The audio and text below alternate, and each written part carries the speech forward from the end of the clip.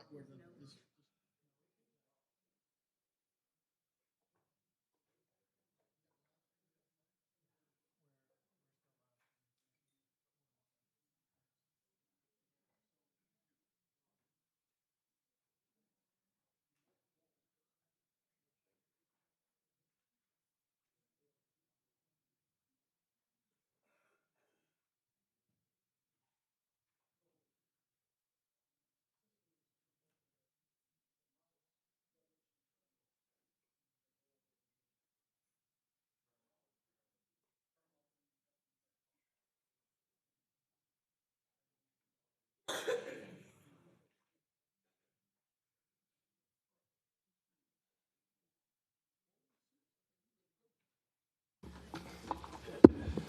Good afternoon, ladies and gentlemen. Welcome to the Tuesday, June 2nd edition of the Augusta Richmond County Commission meeting. Madam Clerk, it's 2:07. Ladies and gentlemen, I apologize for our tardiness. We're having some audio issues, but as I understand, we're up and running. The live stream is running. Madam Clerk, it appears we have a quorum, and I call this meeting to order. Yes, sir. Thank you, Mr. Mayor. At this time, we will have our invocation shared with us by Pastor Stephen Hardy, St. Paul Church of Lincoln, after which we would like to ask Mr. Tyrone Butler of the Augusta Mini Theater if he would please lead us in the Pledge of Allegiance. Would you please stand?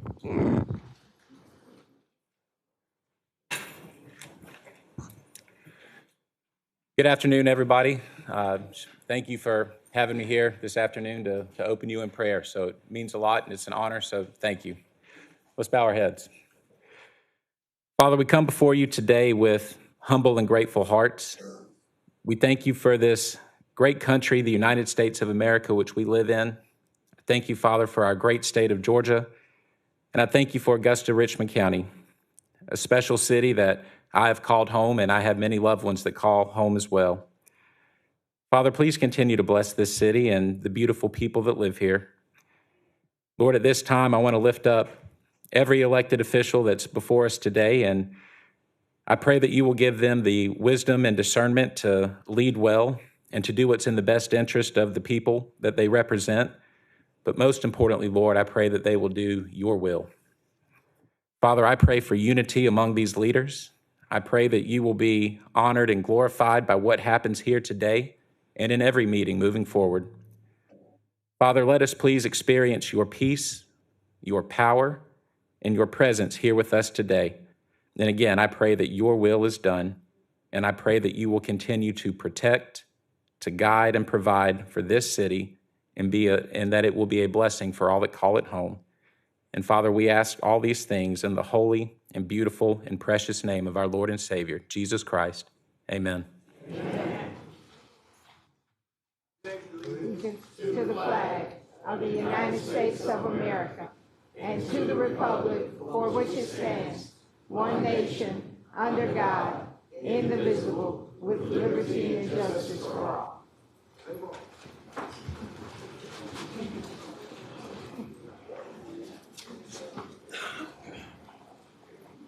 Pastor Steve, would you please stand? By these presents be it known that Pastor Stephen Hardy, pastor of the St. Paul Church of Lincoln, is chaplain of the day. May your spiritual guidance and unwavering leadership continue to bring strength and blessings to the citizens of Augusta. Given under my hand this day, 2nd day of June, 2026, Garnett L. Johnson, Mayor. And thank you so very much.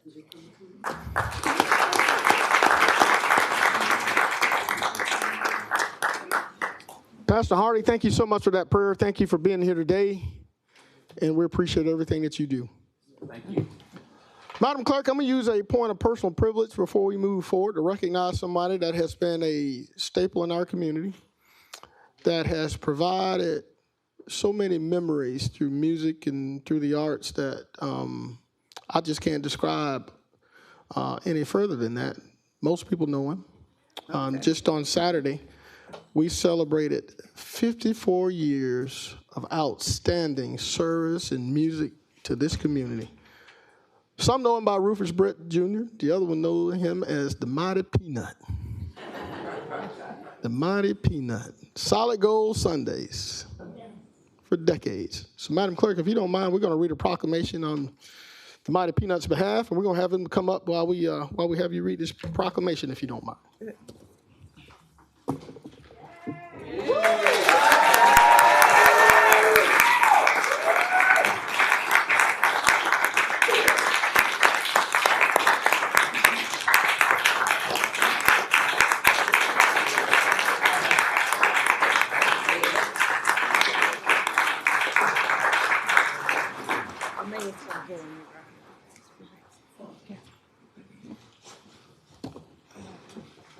Just turn around so everybody can watch you.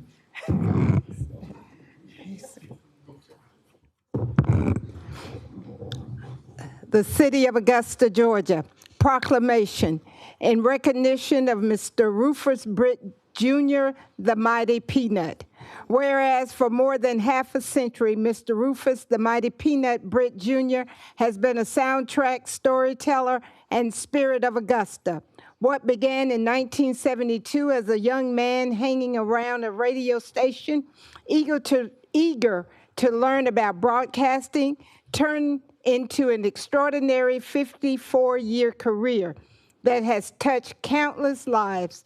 And whereas too many, Mr. Rufus Britt Jr. is more than a personality. He's a friend, a mentor, community advocate, and a trusted voice.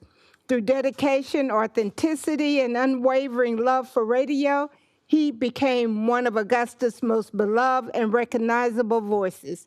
He has been a constant presence with the community, always willing to lend his time, talent, and platform to support others. Countless broadcasters and community leaders credit him with helping shape Augusta's radio culture and inspiring future generations to pursue their dreams. And whereas Mr. Rufus Britt Jr.'s commitment to service was not limited to broadcasting, he dedicated 35 years to the Savannah River Site Fire Department, serving as a firefighter, fire testing group inspector, and fire captain before retiring.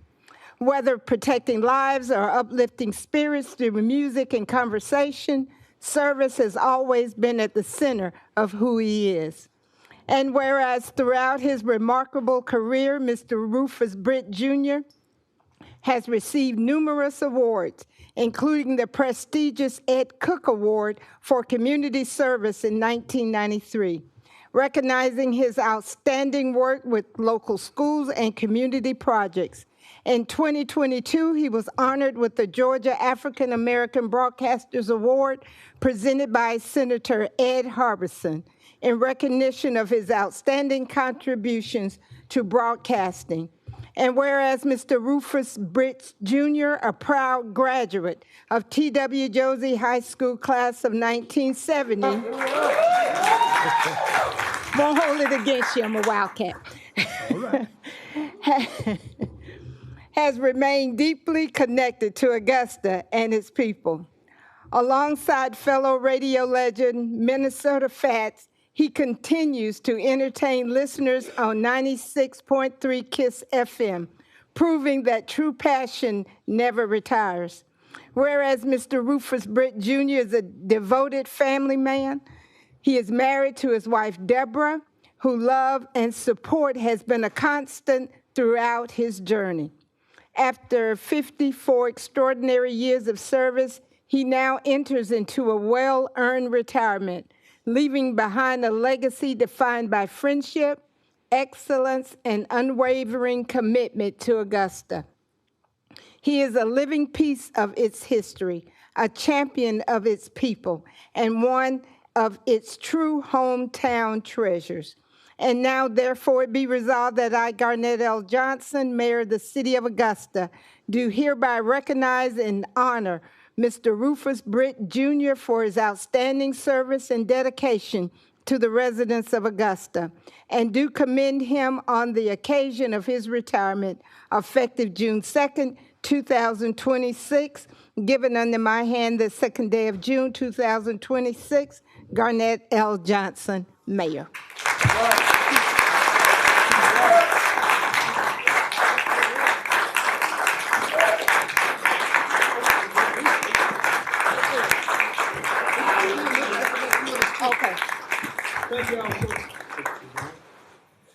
Thank y'all so much for being here. To all of my friends, came near and far, thank y'all so much. And I'd like to thank Ivy Elam, our marketing president for iHeartMedia Augusta, Minnesota Fats, Sharon, and everybody with the station. Thank y'all so much for the love. 54 years, never expected it. And we have traveled so many journeys and met so many people. But what means the most to me is the people. The stars is fine, but I'm not star-studded like that, even if I was inducted into the LeVert family. But anyway, I want to thank everybody for coming out today. Mayor, thank you so much. You have made my day. The commission, thank y'all so much. Always remember, put God first. Don't give up. Have a plan. People that said, you'll never make it. Guess what? Look at me now. Look at me now. Thank y'all so much. I love Augusta. That's why I'm still here.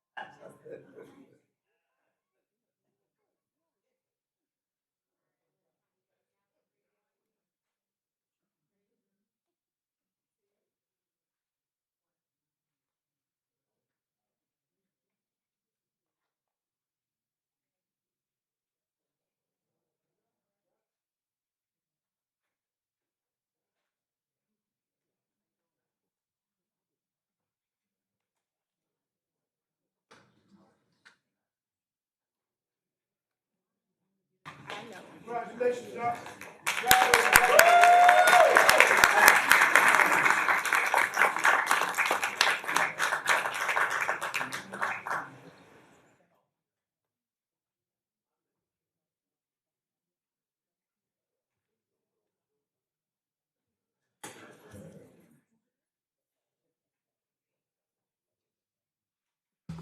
Madam Clerk, I was a little bit nervous. I thought I wasn't going to have no more Solid Gold Sunday.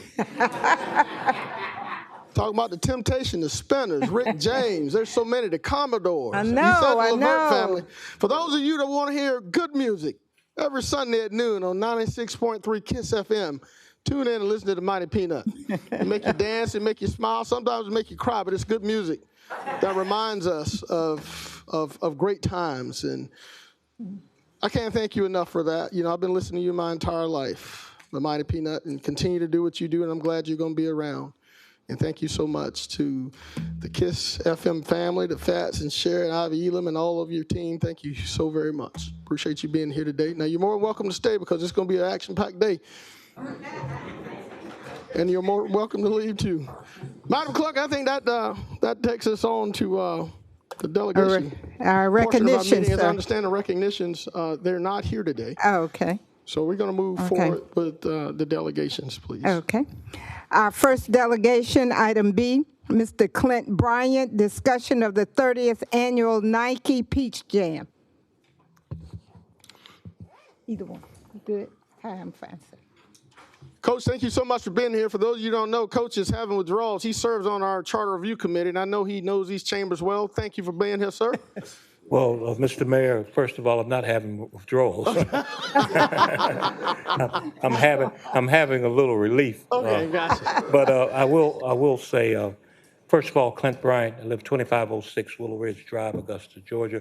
Currently displaced by Hurricane Helene, so we live 738 Camden Circle. Appreciate your time. I know I got 5 minutes to do what I need to do, but I'm here to recognize something that we did in this community 30 years ago. In 1996, we brought the Peach Jam Nike basketball tournament to Augusta, and it's been a great success for our community. It's the largest economic impact in our community behind the Masters. It is the #1 basketball event in the country, and we're so very proud to host it along with our colleagues across the river in North Augusta. In 1996, as you all know, that was the year that we had the Olympics in Atlanta. We weren't sure if we were even going to have any hotel rooms because the Olympic Committee, if some of you remember, if you're old as I am, they had booked up every hotel in a 2-hour radius from Atlanta. And we didn't find out till 2 weeks before the tournament that we were going to even have hotel rooms. And that first tournament brought over 500 coaches, from Dean Smith to Bobby Knight to John Thompson, John Chaney, George Raveling, and others. We had over 500 coaches that first year. The idea was conceived, Nike wanted to take a tournament to Myrtle Beach, and I was called, and I said, why Myrtle Beach? Because they kept talking about, well, coaches love to play golf. And I said, well, there's no better place to play than Augusta. And we had just moved into the new facility at Augusta University, and we actually played the first championship game of Peach Jam at that. And so we've settled on North Augusta, and it's been a great venue, the best in the country. I call it the Masters of basketball. We are the mainstay. There's not a hotel room available the 1st of July and from Greensboro, Georgia to Lexington, South Carolina. Every hotel, every Airbnb has gotten so popular that we even now, people are using the Masters list to book homes and rooms.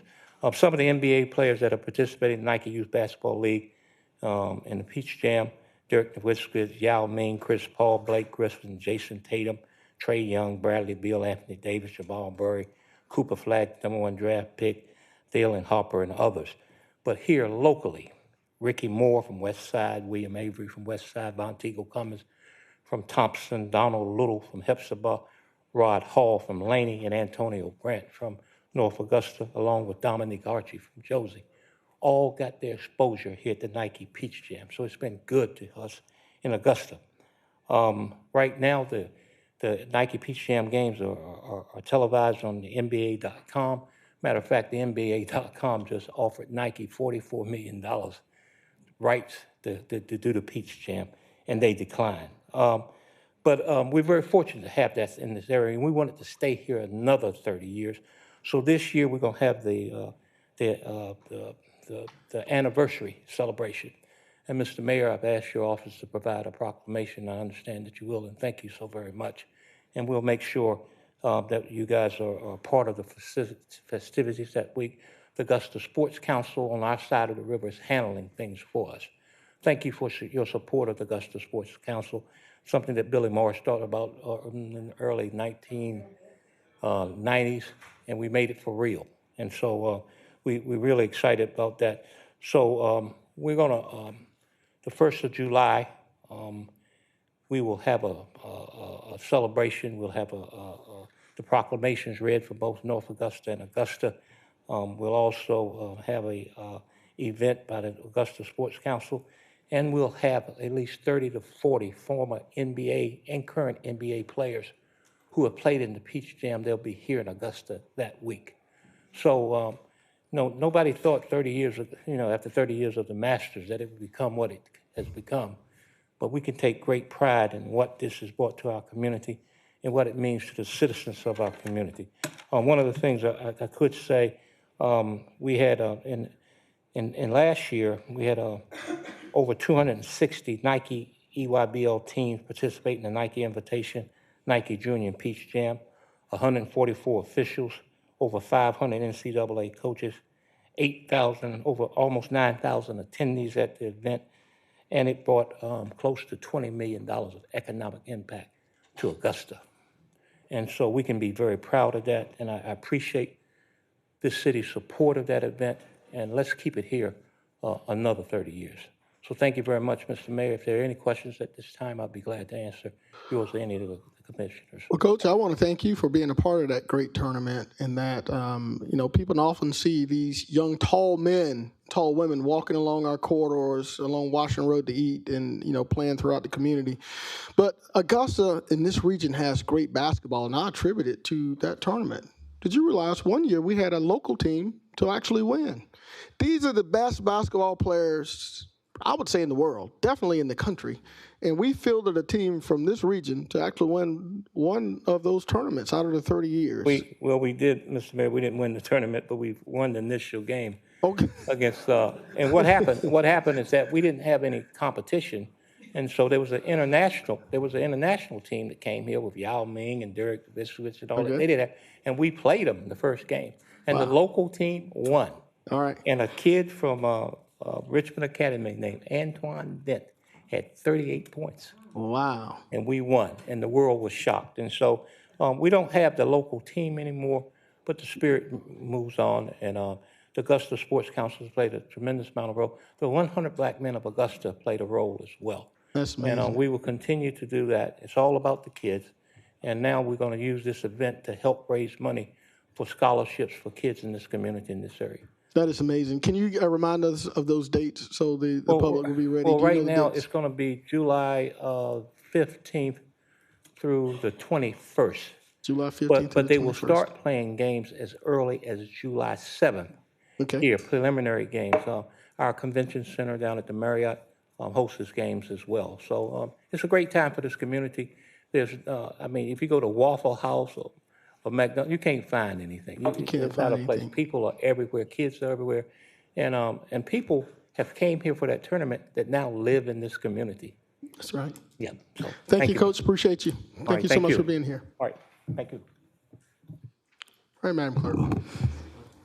Our next delegation, C.Mr. Rich Forzano, regarding presentation by Sleep in Heavenly Peace, Augusta, Georgia, regarding youth bedlessness initiatives in Richmond County.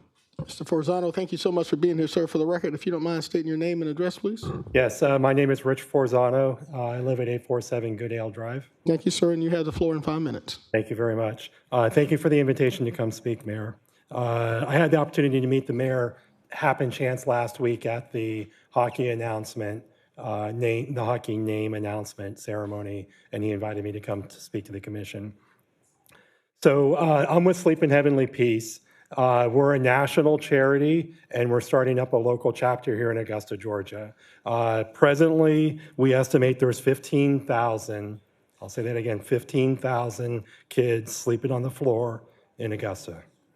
Those are kids who don't have beds.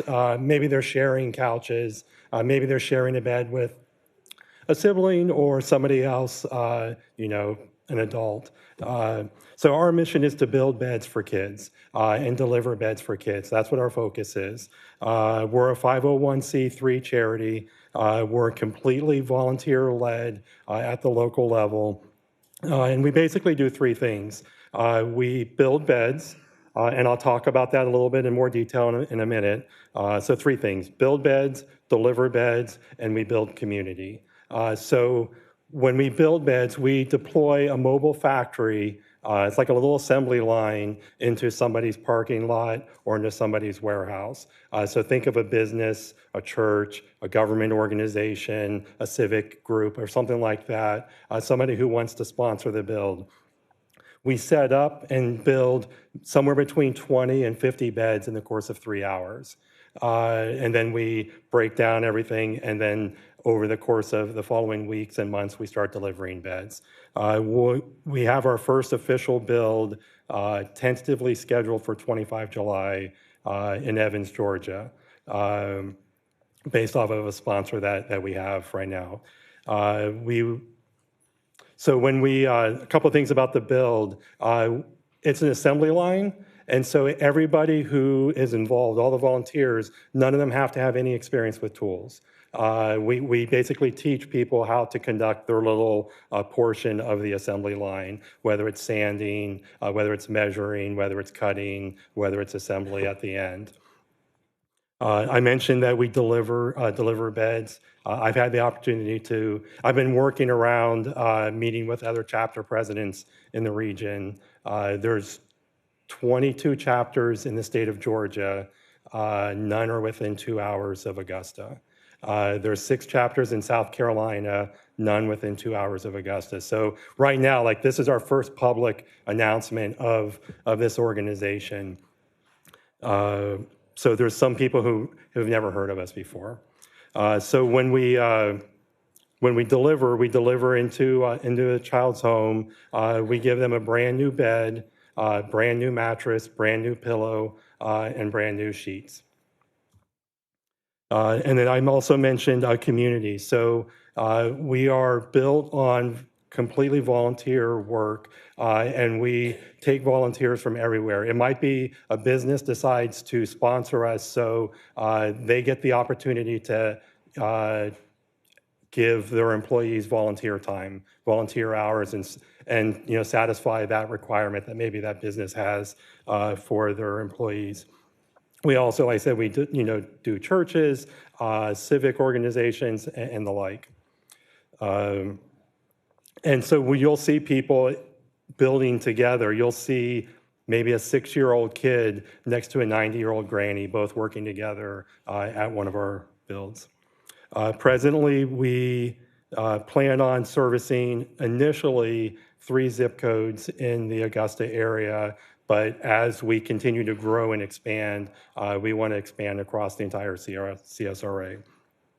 The 3 zip codes are 30904, 30907, and 30909. Yes, 1 sir. minute. Okay, thank you. Our needs, like really one of the things I'd like to do is start getting the word out to social services and people who know people who need beds. Starting in July, after we build our first bed, then our website goes active and people can start applying for beds. To apply for beds or to contact us in any way, all you have to do is search. I've got handouts and things, but all you have to do is do a Google search for Sleep in Heavenly Peace and Augusta, and you'll find us. You'll find our Facebook page, our chapter page, and everything. I'll go ahead and stop there, so if there's any questions. Mr. Forzano, really appreciate your passion in providing beds for those who need it, and just know that the community is here to help in any way we can, and we appreciate you pass on that information. And if you have any handouts, I would ask that you put them on that back table for the public to get if they want to help in any way. But we thank you for being here today. Sounds good. Thank you very much. Thanks for your time. Yeah, have a great day.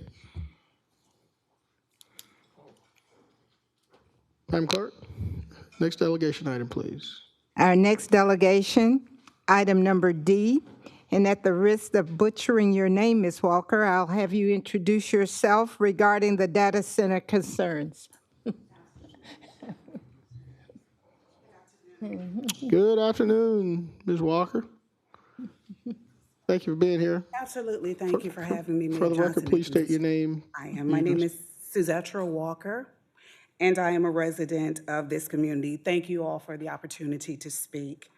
I'm here because I have concerns about the proposed data center, particularly regarding stewardship of our shared resources and the long-term accountability associated with a project of this scale. My concern is not simply whether a data center can be built, but it is whether we have enough information to determine it can be built responsibly and sustainably, and whether the public will have meaningful ways to verify that the commitments being made today are honored in the future. We often speak about stewardship, but stewardship requires more than good intentions. It requires transparency, measurement, and accountability. If this project affects our air quality, water resources, energy consumption, or overall environmental health, how will those impacts be independently monitored and reported over time? And these are rhetorical questions for now, but questions that I would absolutely appreciate if you all could reflect upon. How will residents know whether projected impacts match actual impacts? So those are some questions. I'm also concerned about who's going to be responsible for verifying the information that's going to be provided to the public. What mechanisms will exist for independent oversight? If projections prove inaccurate or if impacts exceed what was expected, what remedies will be available for this community? Data centers are a rapidly expanding industry, and while many promises are made regarding efficiency and mitigation, some long-term environmental impacts are still being studied. So right now, we still don't know. So with that uncertainty, I believe it is reasonable to ask not only what is being promised, but how will those promises be measured, verified, and enforced? Therefore, my request is that this commission require clear, enforceable measures for transparency and accountability before we move forward with this project. Specifically, I ask that any approval include independent monitoring of environmental impacts, regular public reporting of these findings, and clearly defined mechanisms for addressing any significant differences between projected and actual resources for the use of environmental effects. If we're being asked to trust projections made today, then the community should also be given a reliable way to verify those projections tomorrow. Again, stewardship requires not only planning for success, but preparing for accountability if expectations are not met. My hope is that any decision regarding this project reflects careful stewardship of our natural resources, transparency in the way it's reported, and accountability. Thank you very much for your time today. Ms. Walker, thank you so much for being here. Absolutely. Appreciate your statement. Madam Clerk, that takes us to the next delegation item, please. Item E, Ms. Chastanae Cherry, presentation on public support of data center moratorium recommended by Planning and Development. Good day, Ms. Cherry. If you will, for the record, please state your name. Hi, I'm Chastanae Cherry. And where you reside? Yes, I'm at 3243 Ramsgate Road in Augusta. Thank you, Ms. Cherry, for being here. We're going to give you a couple of minutes to get set up here, and just let us know when you're ready. Do you need to show that on the screen? If I can, that would be great. All right, we're going to just give us just a second. We've had some audio challenges today. Let's see if we can get you on the video here. I have it plugged in.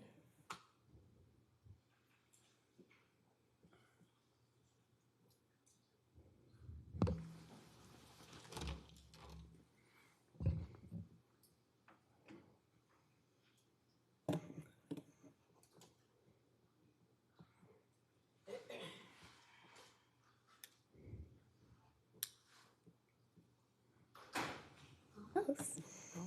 We're getting close.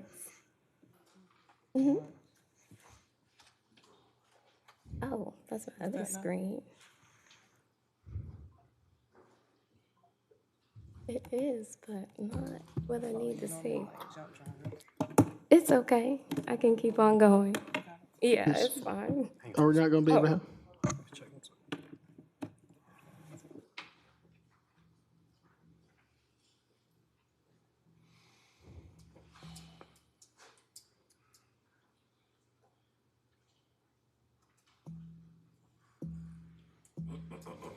It is. Okay.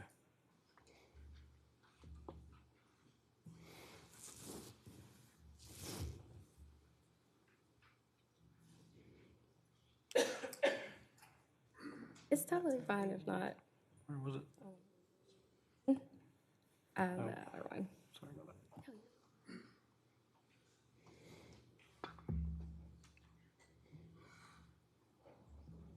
Yep, there we go. Outstanding. And then how do you start? Yeah, right up here. Perfect. Thank you. You're welcome. All right, Ms. Terry, Thank you all. starting your 5 minutes. Yes, sir. So good afternoon, everybody. My name is Chastanae Cherry, and I'm presenting today not in opposition to technology or economic development, but in support of responsible growth, transparency, and long-term community sustainability. I am speaking today in support of Planning and Development's proposal of a data center moratorium, a moratorium which will allow the department to complete our city's new zoning ordinances. a zoning ordinance, which includes the definition of a data center. So applicants coming to our area are aware that a structure built for the purpose of holding cloud computing and AI storage, running 24/7 operations, and requires massive electrical capacity and infrastructure cooling systems is not a technology center, it is a data center. A zoning ordinance, which includes stronger public notice standards like multiple mandated community meetings, tangible in-mail notifications, environmental disclosures, and plain language project summaries so that communities are engaged and informed transparently on prospective development, potential utility impacts, property tax implications, water usage, electricity demand, and project expansions. A zoning ordinance, which includes environmental protection standards, ensuring air quality monitoring for generator emissions, stormwater mitigation strategies to reduce flooding, and groundwater assessments confirming that the implementation of a closed-loop system is truly not impacting our water like the closed-loop system built for our neighbors in Fayetteville. A zoning ordinance, which includes the development of a community benefits agreement, a legally binding agreement that outlines infrastructure reinvestment for all of Augusta, Richmond County, and not just the proposed acreage on the application, guaranteeing the cost of upgrades and improvements are not shifted to residents. Workforce development partnerships, allowing students from Augusta University, Payne College, and Augusta Tech to be trained in the jobs that are advertised by applicants, allowing those residents to stay in Augusta, creating a vibrant young professional population which can contribute to the basic development needs like the building of a grocery store downtown. Utility assistance so that the cost of utility impacts faced by small businesses like mine and residents are offset by a community resilience fund and not absorbed by our bottom line while developers benefit from tax breaks. And lastly, the creation of a community oversight committee, an independent quality assurance board composed of environmental experts, utility representatives, planning officials, public health representatives, neighborhood leaders, and government officials that are responsible for annual compliance reviews, public reporting, environmental compliance monitoring, and complaint intake.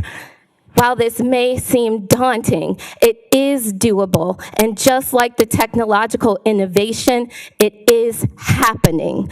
Communities in Iowa and Wisconsin have negotiated community benefits agreements tied to infrastructure and workforce development, ensuring all jobs created stay local. In Arizona, government officials implemented stricter water usage regulations to protect their communities against water scarcity. Augusta has the golden opportunity to set the precedent and lead Georgia in how to properly grow their economy with a community-centered approach. Realistic development, implementation, and adoption of these components is possible within 12 months, which is why a moratorium is so critical. The moratorium is designed not to stop innovation in our community, but rather safeguard it by allowing the critical and necessary work of new ordinances to get completed. The development of new community-centered zoning ordinances for data centers transforms applicants from simple investors to strategic partners, helping to grow Augusta, accelerate Augusta, and elevate Augusta so that we may truly be the Augusta of tomorrow. I ask you to vote in support of a 12-month data center moratorium so that we can be steadfast in keeping Augusta first. Thank you all so much for your time, your leadership, and your consideration. God bless. Thank you again.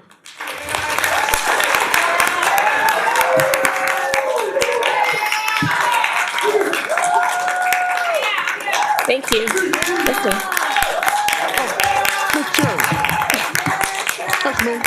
Oh, okay.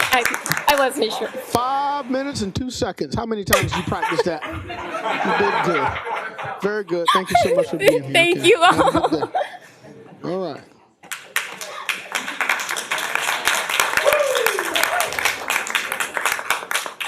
Madam Clerk. Delegation, Ms. Zakiya, Mabery-Discussion regarding the proposed data center moratorium and zoning ordinance sequencing. Thank you so much, Ms. Brady. You know the drill. Name and your county residence, please. My name is Zakiya Mabery, and I'm a resident in District 3. Thank you. Thank you so much, madam. You have the floor in 5 minutes. Okay, I appreciate it. Good afternoon, everyone. I'm glad to see such a nice crowd today. Well, yes, I'm going to be talking about the moratorium. Today, I'm asking for clarity regarding the decision-making, consistency, transparency, public engagement processes. The question before us is not who gets credit or who gets fault. The question is whether the public has received complete information, meaningful opportunities for engagement, and answers to legitimate concerns before additional approvals move forward. In 2022, records indicate planning and staff recommended approval for a substantially smaller area than the approximately 211-acre rezoning ultimately approved by the commission then. In 2026, Planning and Development, just last week, recommended a temporary moratorium on new data center applications until Augusta adopts appropriate regulations. Please let the public record reflect this body is composed of different members from then in 2022. We acknowledge that.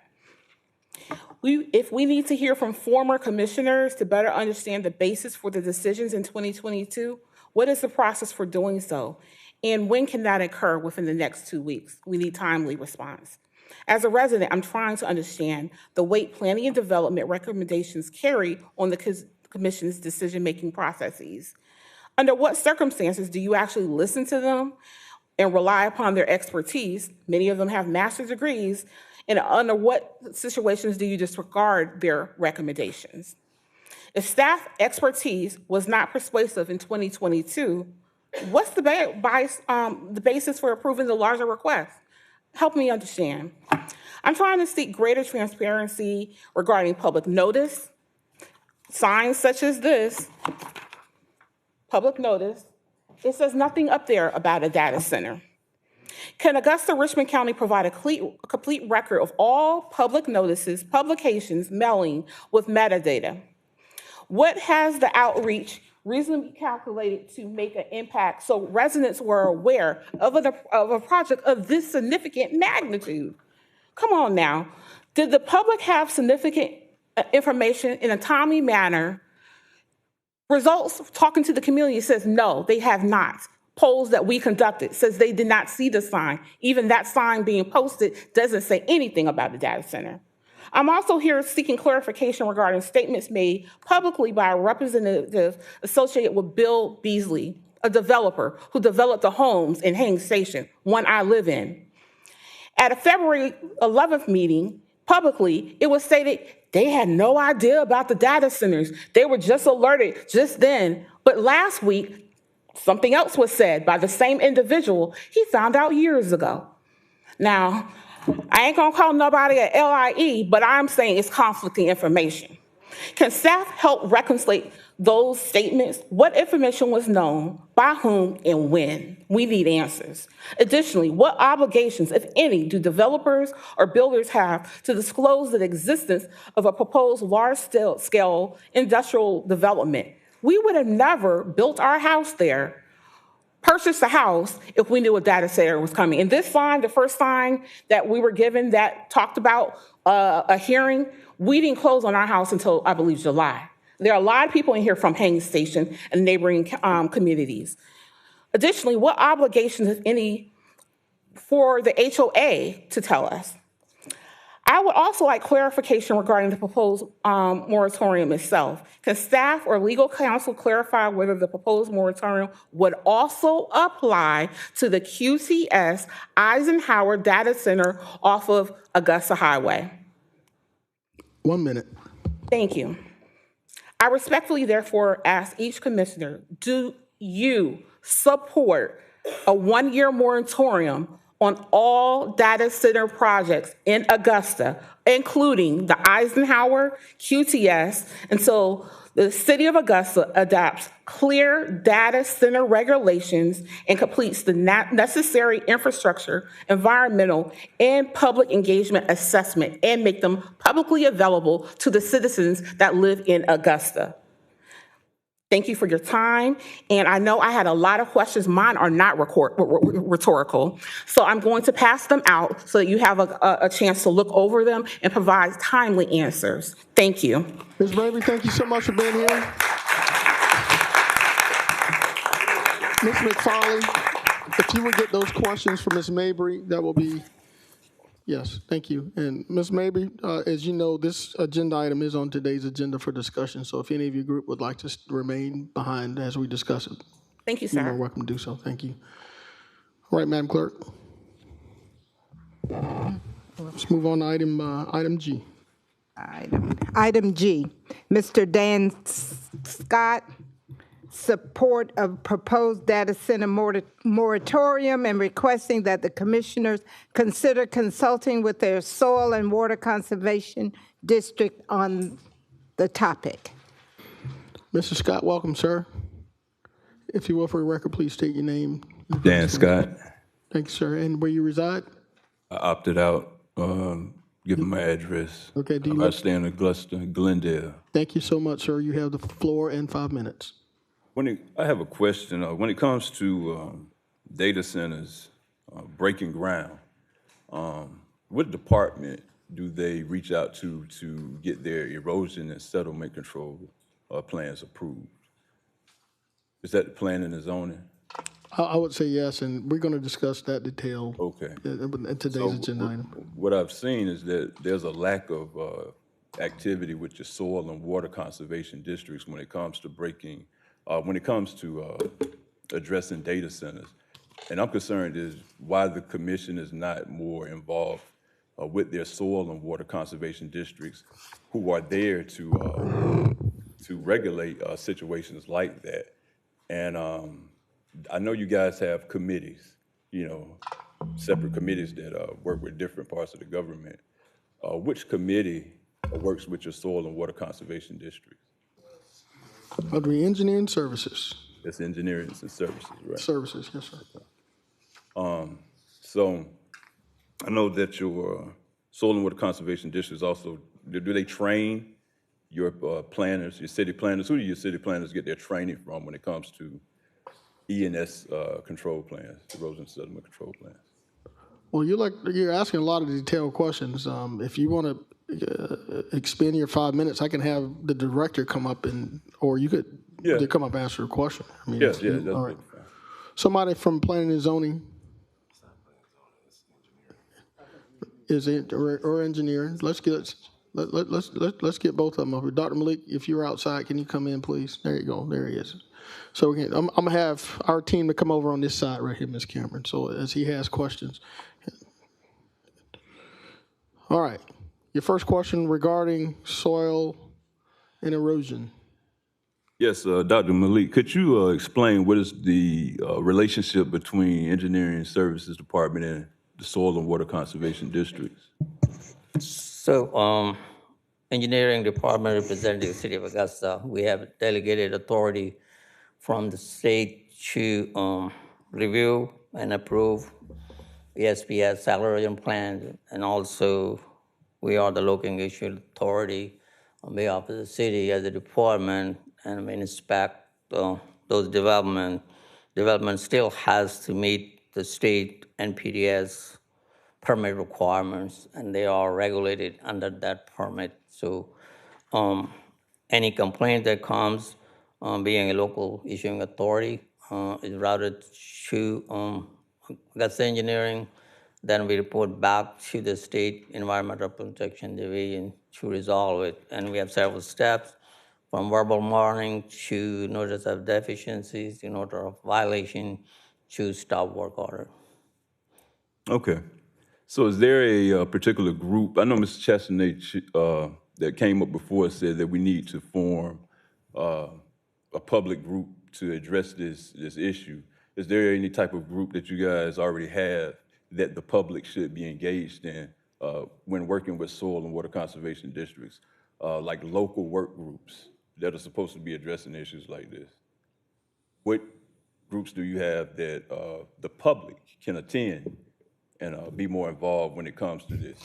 Because the lack of information and knowledge, our people perish for lack of activity in these soil and water conservation districts, and there are some individuals that know this. So that's what I'm just saying. How do we participate with this? So Augusta Engineering has MOUs with the soil conservation district, Briar Creek. We have MOU with River Keepers. We have You said Briar Creek? Yeah, that's what we fall under. Briar Creek Soil and Water. Yeah.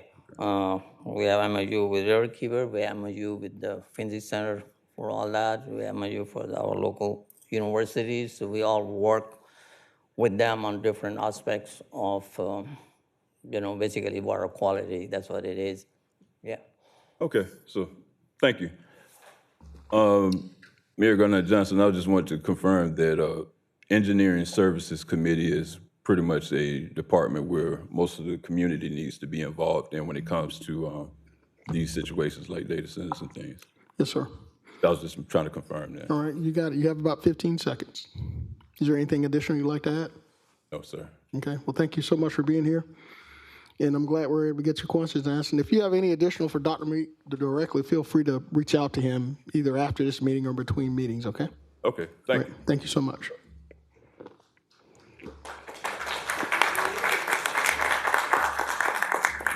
Madam Clerk, next item, please.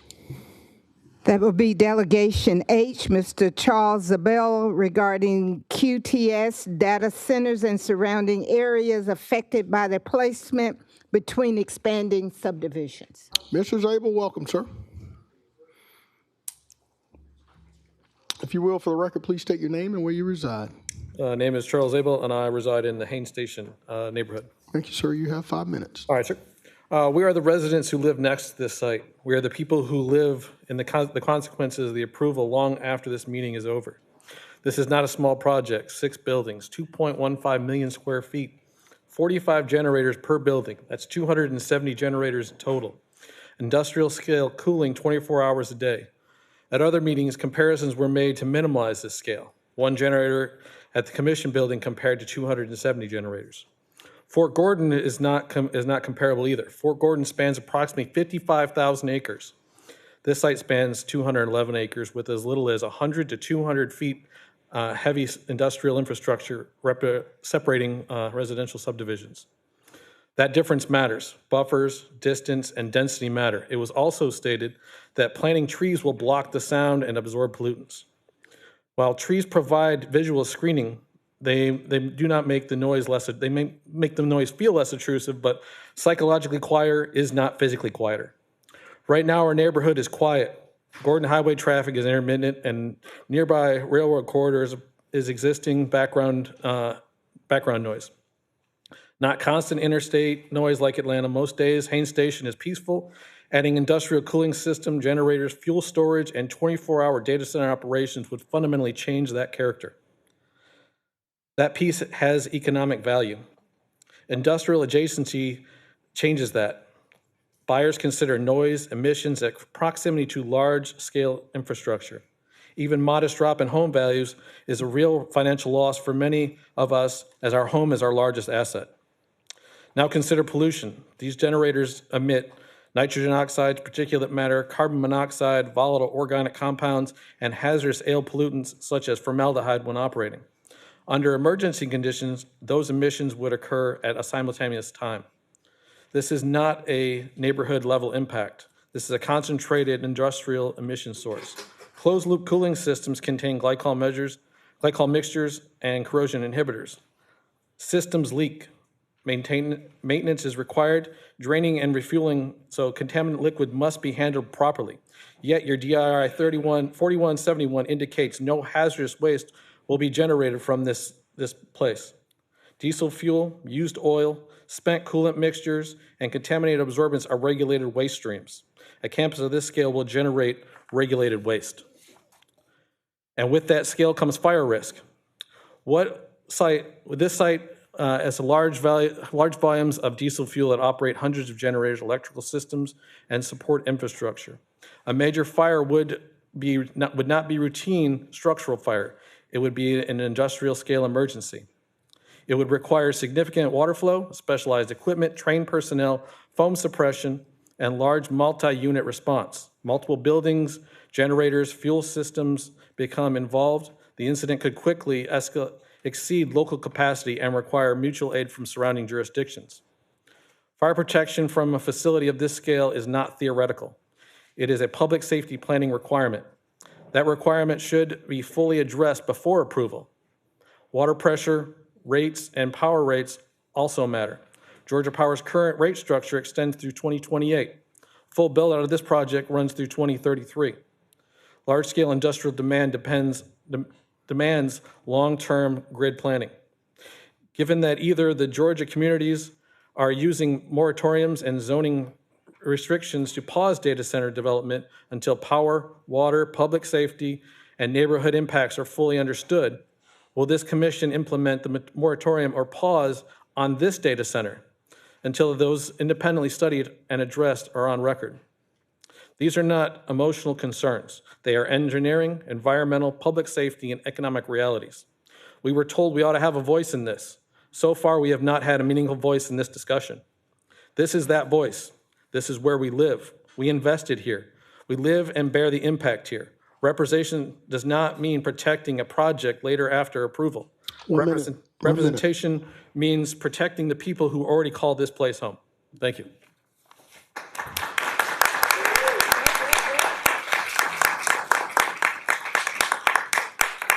Thank you, Mr. Zabel. Appreciate you being here. Madam Clerk, next item, please. Item I, Dr. Gayla Keesee, regarding transparency, accountability, cornerstones of good governance. Thank you, Madam Clerk. Dr. Keesee, thank you so much for being here. For the record, please state your name and your residence, please. My name is Gayla Keesee. I am co-president of the League of Women Voters of the CSRA. I live in District 10. Thank you, ma'am. You have the floor in 5 minutes. I'm in District 9 because people live out, they forget that the super districts are there. I'm in District 5 and District 9. 5 and 9. You have the floor, ma'am, in 5 minutes. I am here today because the public needs more transparency and more information before Augusta allows data center development to keep moving forward. The proposed moratorium on future data centers is a good step, but I don't think it goes far enough. Augusta is in the middle of rewriting its zoning ordinance. That rewrite matters because our current ordinances were not written with data centers in mind. They do not give us the guidance we need for projects that can affect water, land use, power infrastructure, stormwater, noise, emergency services, as we've just talked about, and the surrounding neighborhoods. So if we're saying, as the Planning and Zoning Commission has recommended, that Augusta needs a moratorium until these new zoning rules are complete, then we also need to look at the data center that is moving forward under those old rules. And that is my concern. It does not make sense to pause future data centers because we need better standards, but then allow this one to continue without the same level of review, monitoring, and public accountability. The public should be able to see and understand what is happening before the project moves further. We should know how much water is expected to be used, where that water is coming from, what happens during drought conditions like we're experiencing now, what power infrastructure is needed, what impact there may be on nearby residents, and what monitoring and reporting will be required. These questions should not be considered side issues. They go directly to whether this project is appropriate under current conditions and whether Augusta has the tools in place to protect the public. This is not about being against economic development. It's about making sure development is responsible, transparent, and accountable. When a project has long-term consequences for land, water, infrastructure, and nearby communities, public input needs to happen early enough to matter. Documents need to be easy to find. Impact information needs to be available, and the Commission should not be asked to move forward without clear standards in place. A moratorium should give Augusta time to get this right. That means finishing the zoning rewrite, identifying what guardrails are needed, and making sure those guardrails apply before data center development continues. I urge the Commission to support a moratorium for at least a year on future developments and on the current data center. Address those moving forward under the old rules. That's what you need to do. If Augusta now understands, and I'm hoping they do, that data centers need clearer standards before the next one moves forward, then we need clearer standards, monitoring, and transparency before the current one moves forward. Thank you.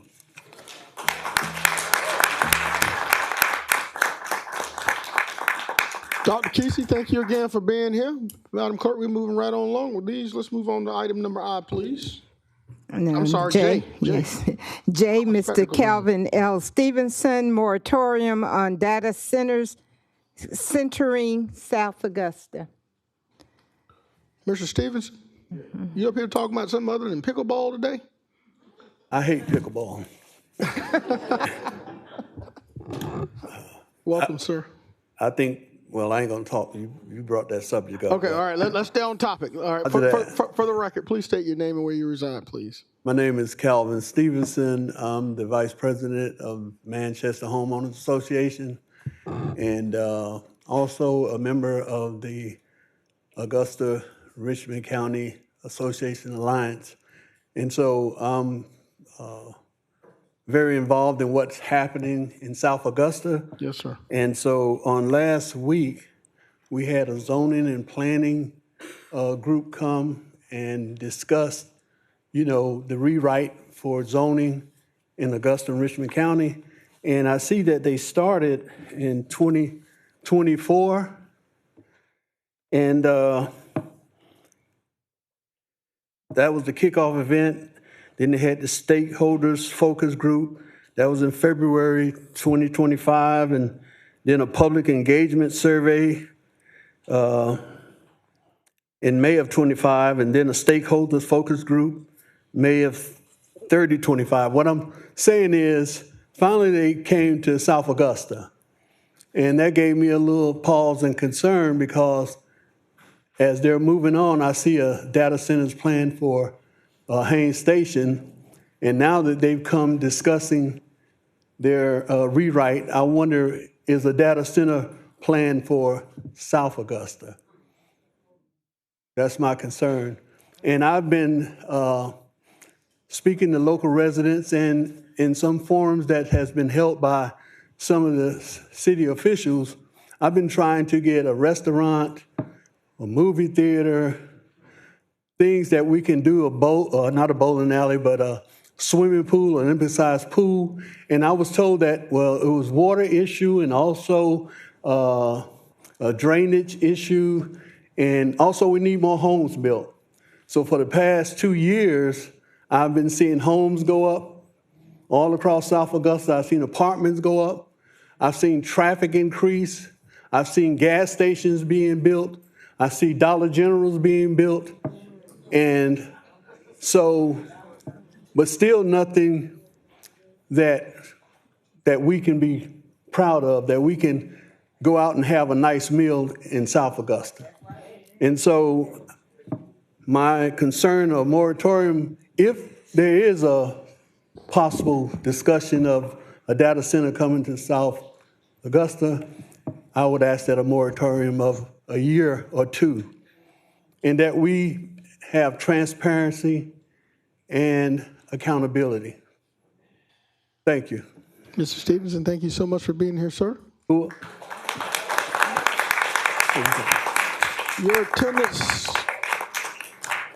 to these chambers is always welcome. And I saw Mr. Cliff from Cliffism said there are places to eat in South Richmond County. I saw you raise your hand there, Cliff. All right. All right. Madam Clerk, let's take on the next delegation item, please. Delegation K, Ms. Debra Estep, regarding the new commission's rule changes. Ms. Estep, welcome. For the record, please state your name and where you reside. Debra Estep, local Richmond County. You got it. You have 5 minutes, ma'am. Good evening, Mayor and Commissioners. My subject is the Commission's rule changes, that you provide them in full and in writing, define in writing what on topic means, and recognize that an argument built on evidence is not a violation of it. After you posted that changes were made following my last appearance, I asked the clerk in writing twice for the complete rules. The Augusta Press reported changes that went further than the posted brief. New enforcement, the summary never mentioned, and I'm not assuming anything was hidden. I'm asking that the full rules be on record. And I also ask whether tonight's subject was off topic and your legal team said it was fine. You did not answer the rest, and I renew it now. A rule a citizen can be removed from breaking has to be written down and given to them before they speak. Right now, on topic lives in the chair's discretion. On May 5th, I was told 3 times I was off topic and removed. The officer, who was professional, I don't fault him, but he could not tell me which rule I had broken, and said he wasn't sure of the rules himself. The person sent to enforce the rule did not know it. That is proof it was not written down correctly. He asked me, can you tell me what that was about? And I told him the truth. Citizens have always had to make this government work despite itself. An election is a pressure point. When we tell you to fix what we left broken, you're reminded we can replace you. Under that pressure, things this body avoided for years has finally moved. What I do here is accountability. I anchor every concern to a documented problem on the public record. I cite the report, show the history of failures behind it, and I tie it to the agenda, if you let me finish. That is an argument built the way a teacher explains why a bridge falls. She doesn't say it fell. She shows the load it carried, the steel, the wind that day, the inspector who signed off 6 months earlier, each a different subject. And you cannot remove one and still understand the collapse. A bridge builder works in reverse. He joins separate parts into one structure strong enough to hold the weight. Pull a piece out of it and call it off topic and the structure falls. That is the topic. If off topic can be decided at the diocese's whim, then personal attack cannot be invented at the diocese's whim either. Holding an elected official to the job they were elected to do is not an attack, and asking for investigation is not disrespect. The more effective I've become, the more the rules change right after I finish. If you do not want the job, you can resign. If you do, keep improving until you meet your people's needs. I have non-epileptic seizures triggered by formal government spaces, and your officers have known for months. I have other ways to reach you, but I come anyway because this is my life's work. These meetings are at 2 o'clock on a Tuesday in a city whose voters skew over 60, a schedule that shuts out working families. That is yours to solve. On the record, I'm asking 3 things. 1, the complete written rule changes adopted after my last appearance in full. 2, a written definition of on topic with examples. 3, a statement tonight that context tied to a stated subject is not a violation of decorum. It is not disrespectful to act a representative to represent us, to listen, to investigate, and to stop spending public money on the facade of representation. I am asking for the rules, all of them in writing, and I'll be back until I have them. Thank you. Thank you, Ms. Estep.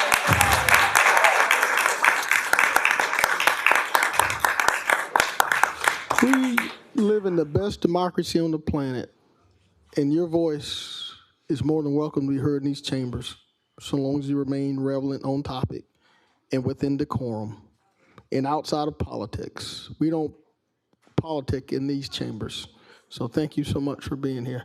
Madam Clerk, I think that concludes our delegation portion of this meeting. Before we move forward, I'm going to take another point of personal privilege to extend our condolences to one of our colleagues, Commissioner Catherine Smith Rice, on the loss of her mother.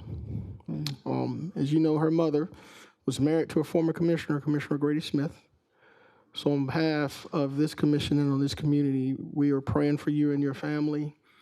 We're here for you and your sister Ashley and Will, and we thank you for being here today because it's mighty tough for you to be here today, undergoing what you're undergoing. So can we have a moment of silence, Madam Clerk? Thank you.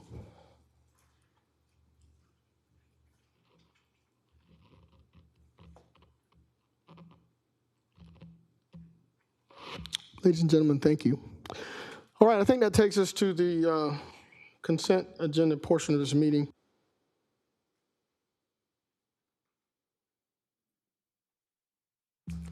Are there any additions or deletions? Okay, if there are none, are there any public service announcements that need to be made prior to us going through this consent portion? 2 alcohol petitions that needs to be read and see if there are any objectors. Call your attention to item number 1 under the consent portion of our agenda. If there are any objectors to our alcohol petitions, would you please signify your objection by raising your hand once the petition is read? Call your attention to item number 1.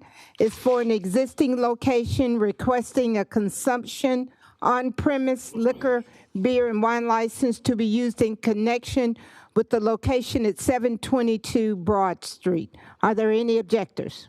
722 Broad Street, any objectors? Madam Clerk, hearing or seeing none, let's move on to the next one. Item number 2 is an existing location, new ownership, retail package, beer and wine license for location at 2443 Peach Orchard Road. Are there any objectors? 2443 Peach Orchard Road, any objectors? Madam Clerk, I don't see or hear any. Okay. Mr. Mayor and members of the commission, number 3, we have 3. Oh, a hybrid? Okay, thank you. Item number 3 is an existing location at 2416 Windsor Spring Road for a hybrid license. Are there any objectors? Any objectors to 2413 for a hybrid license? Madam Clerk, I don't see or hear any, and that's for Cliff Visions Sports Bar, who serves great food out in South Richmond County.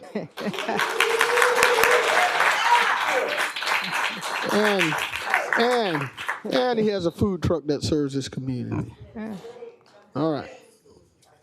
All right, Madam Clerk. Okay. Okay. Our consent agenda consists of items 1 through 16 with no objectors to our alcohol petitions. Thank you so much, Madam Clerk. Colleagues, let's get to it.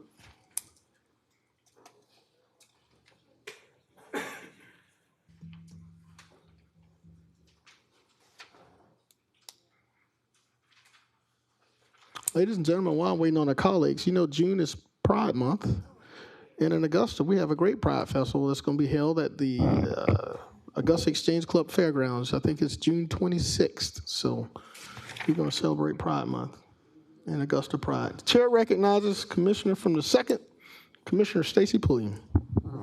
I'd like to pull item number 19. It's more discussion. It's on the regular agenda. It's on the regular agenda. It's not on consent. Sorry, y'all. No, you're fine. All right, seeing as how you guys, Commissioner Don Clark from the 5th. Yeah, motion to approve the consent agenda as. Second. Madam Clerk, I have a motion to approve the consent agenda as stated with a proper second from Mayor Pro Tem Wayne Guilfoyle. Before we vote, Commissioner Lonnie Wimberly from the 4th, you have the floor, sir. Mr. Mayor, I'd like to add item 18 to the consent agenda. Madam Clerk, there's been a request to add item number 18 to the consent agenda. Is there any objection? I don't see or hear any objection to adding 18 to the consent agenda. Okay. Thank you, Commissioner Lonnie Wimberly. Chair recognizes Commissioner Stacy Pulliam. I'm sorry, you're out of the queue. All right, Commissioner Wimberly, you good? All right. Colleagues, the only changes we have is number 18 was considered to be added to the consent agenda, and there was no objection to that. Madam Clerk, I think we are.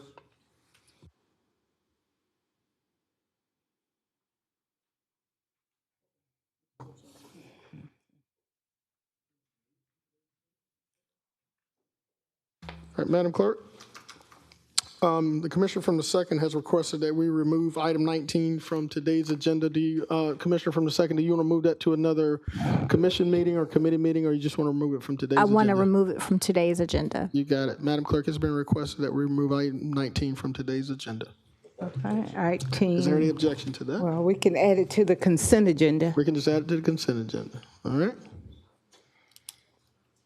All right. That's item number 18 and 19 added, but otherwise the consent Being is as deleted. stated. Yes, sir. All right. Colleagues, any other discussion before we vote? Seeing no one in the queue, Madam Clerk, we're prepared to vote.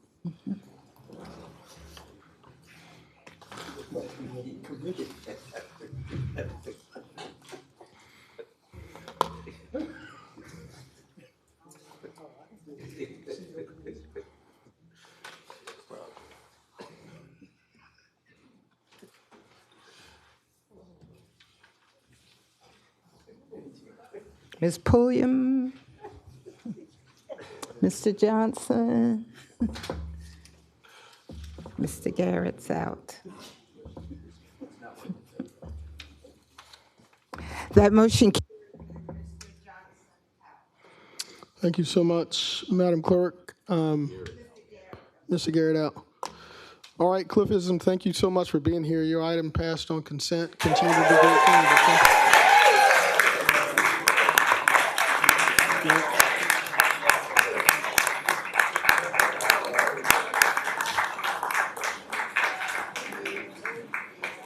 Madam Clerk, we're going to give them just a second to clear out of here.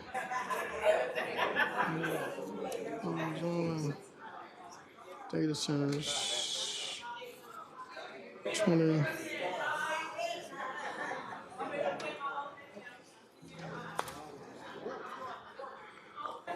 All right.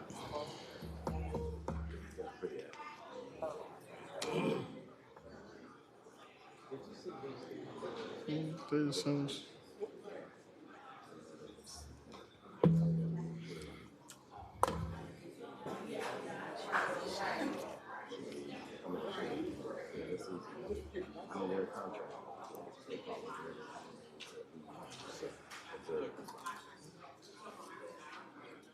You know, while I'm at it, you know what? While we're still here, we have this extra mic time while they're exiting the chambers. We got June 19th coming up. June 19th. At, again, the Augusta Exchange Club Fairgrounds. As I understand, we got some great entertainment by Young Jock. You better come on out. All right, Madam Clerk, I think they're gone now. I think we're ready to move forward, and we're going to, let's stay on the topic of data centers. I think that's the next item on the agenda, and while it's fresh on everybody's memory from the delegation, we're going to move on to item 17, please. Item number 17, currently the Augusta, Georgia government does not have a policy requirement for data centers. The Planning and Development Department recommends the adoption of a temporary moratorium on the acceptance, review, and approval of applications for new data centers until the new zoning ordinance has been adopted. Thank you so much, Madam Clerk. Commissioner from the 1st, Commissioner George Johnson, this is your item, sir, and you have the floor. Thank you, Mr. Mayor. I requested that this item was placed back on the agenda last week after the conversation was tabled, and I wanted to still have the conversation because clearly there's an appetite from the community for the commission to address this, and we have an opportunity to really include them in our decision-making processes. I wanted to ask a few questions of the planning department, so if the director or a representative could come up, that would be helpful. Director Cameron, please.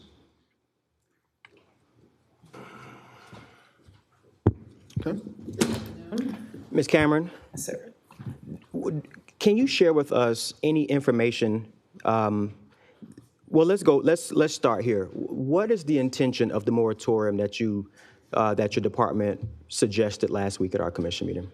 Yes, sir. So before I came, I did run across some information that this body had requested information from that department.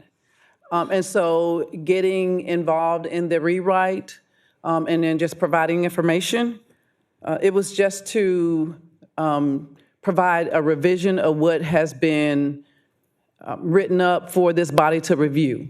So my intentions were to provide a time period to get a document to you so that you can review it for the existing comprehensive zoning ordinance that you have now. Okay. For General Counsel and Ms. Bonner, just for my clarification, this body voted to create an ordinance to address data centers. Is that correct? Did we vote to create an ordinance for data center regulation or something along those lines? Is that addressed to me? To our parliamentarian or to our clerk, if I'm not mistaken. Did we do that a few months ago? I believe it was part of the overall zoning. I'm not entirely sure, sir. I could go back and check the records, and my memory's just not clear on that. Okay, all right. So, Ms. Cameron, you wanted to give us an opportunity to see what was already worked on. How much progress have we made just on the data center conversation, the data center piece in general? The data center piece specifically. We have a revision that we have been working on.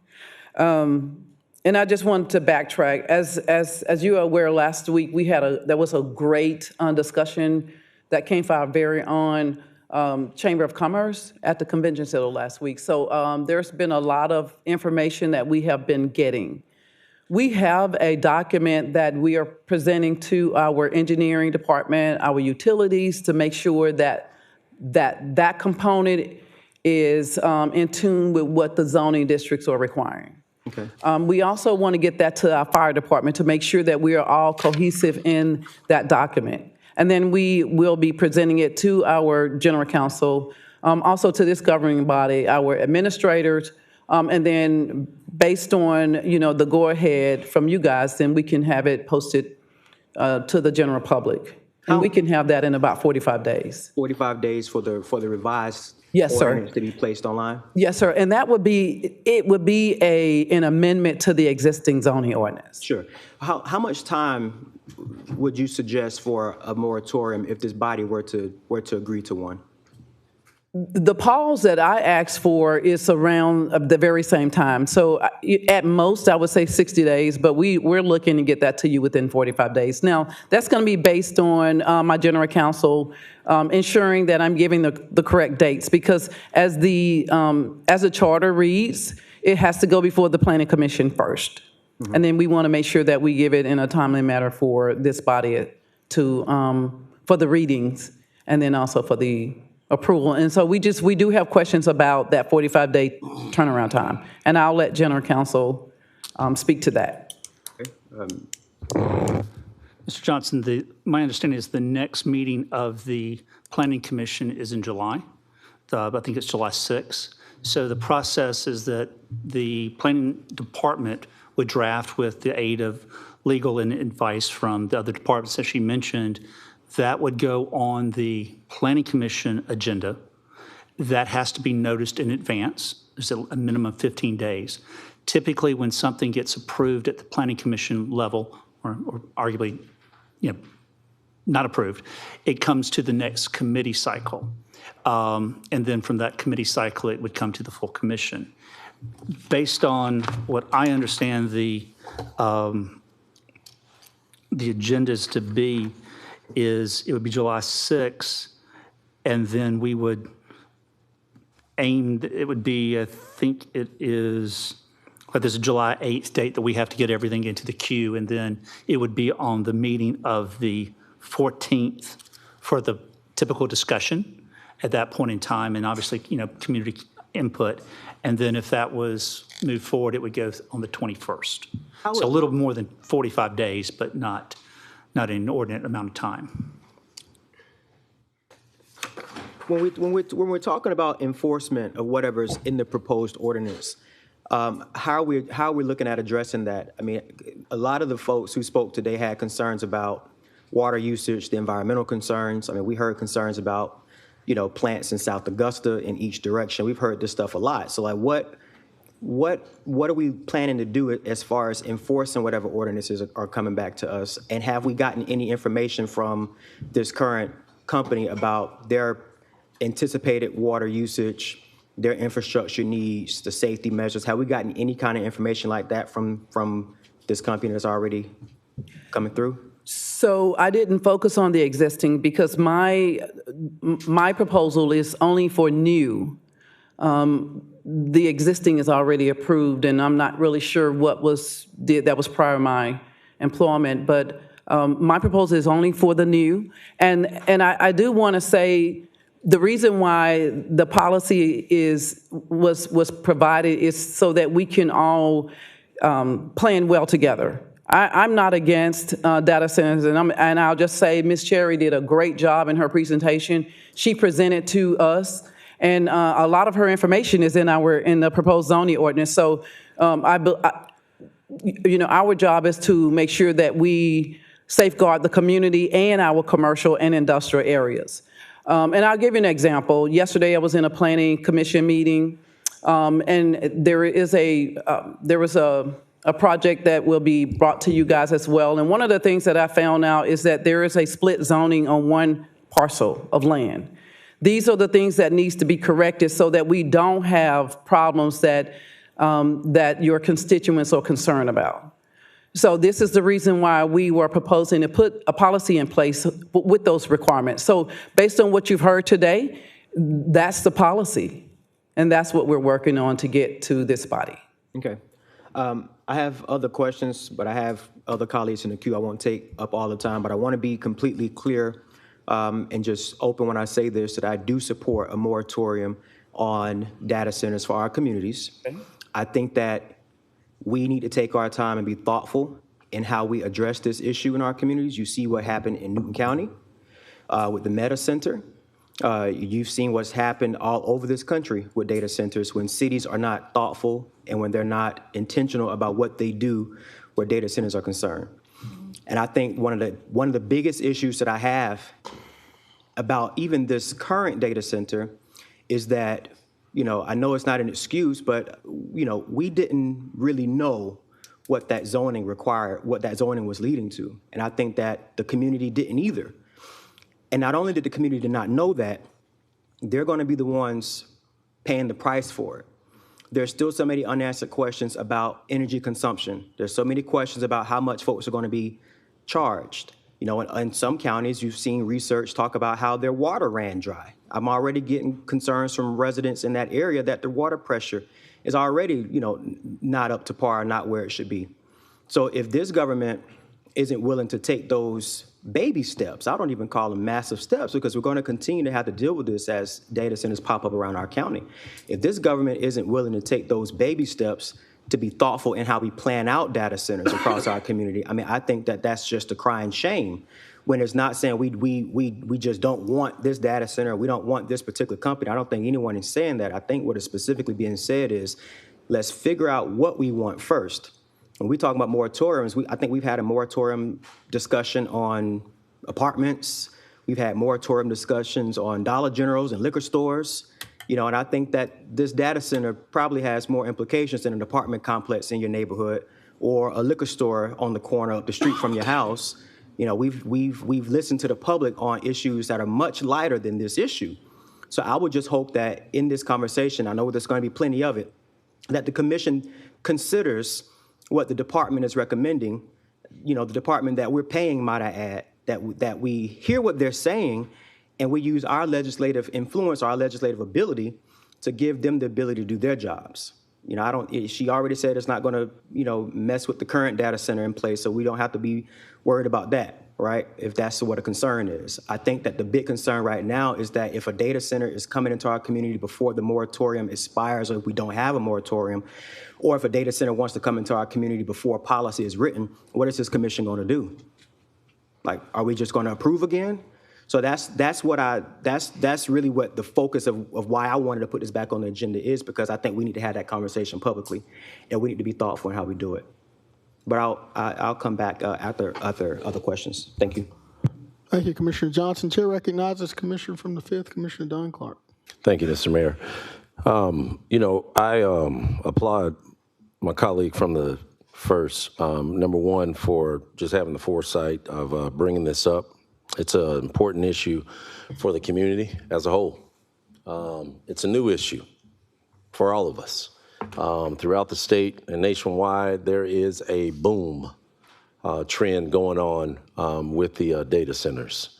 It's one of those inevitabilities that we're all dealing with at this point in time.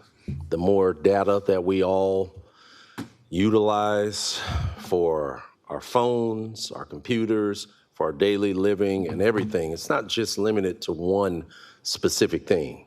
This is the inevitability of where we are.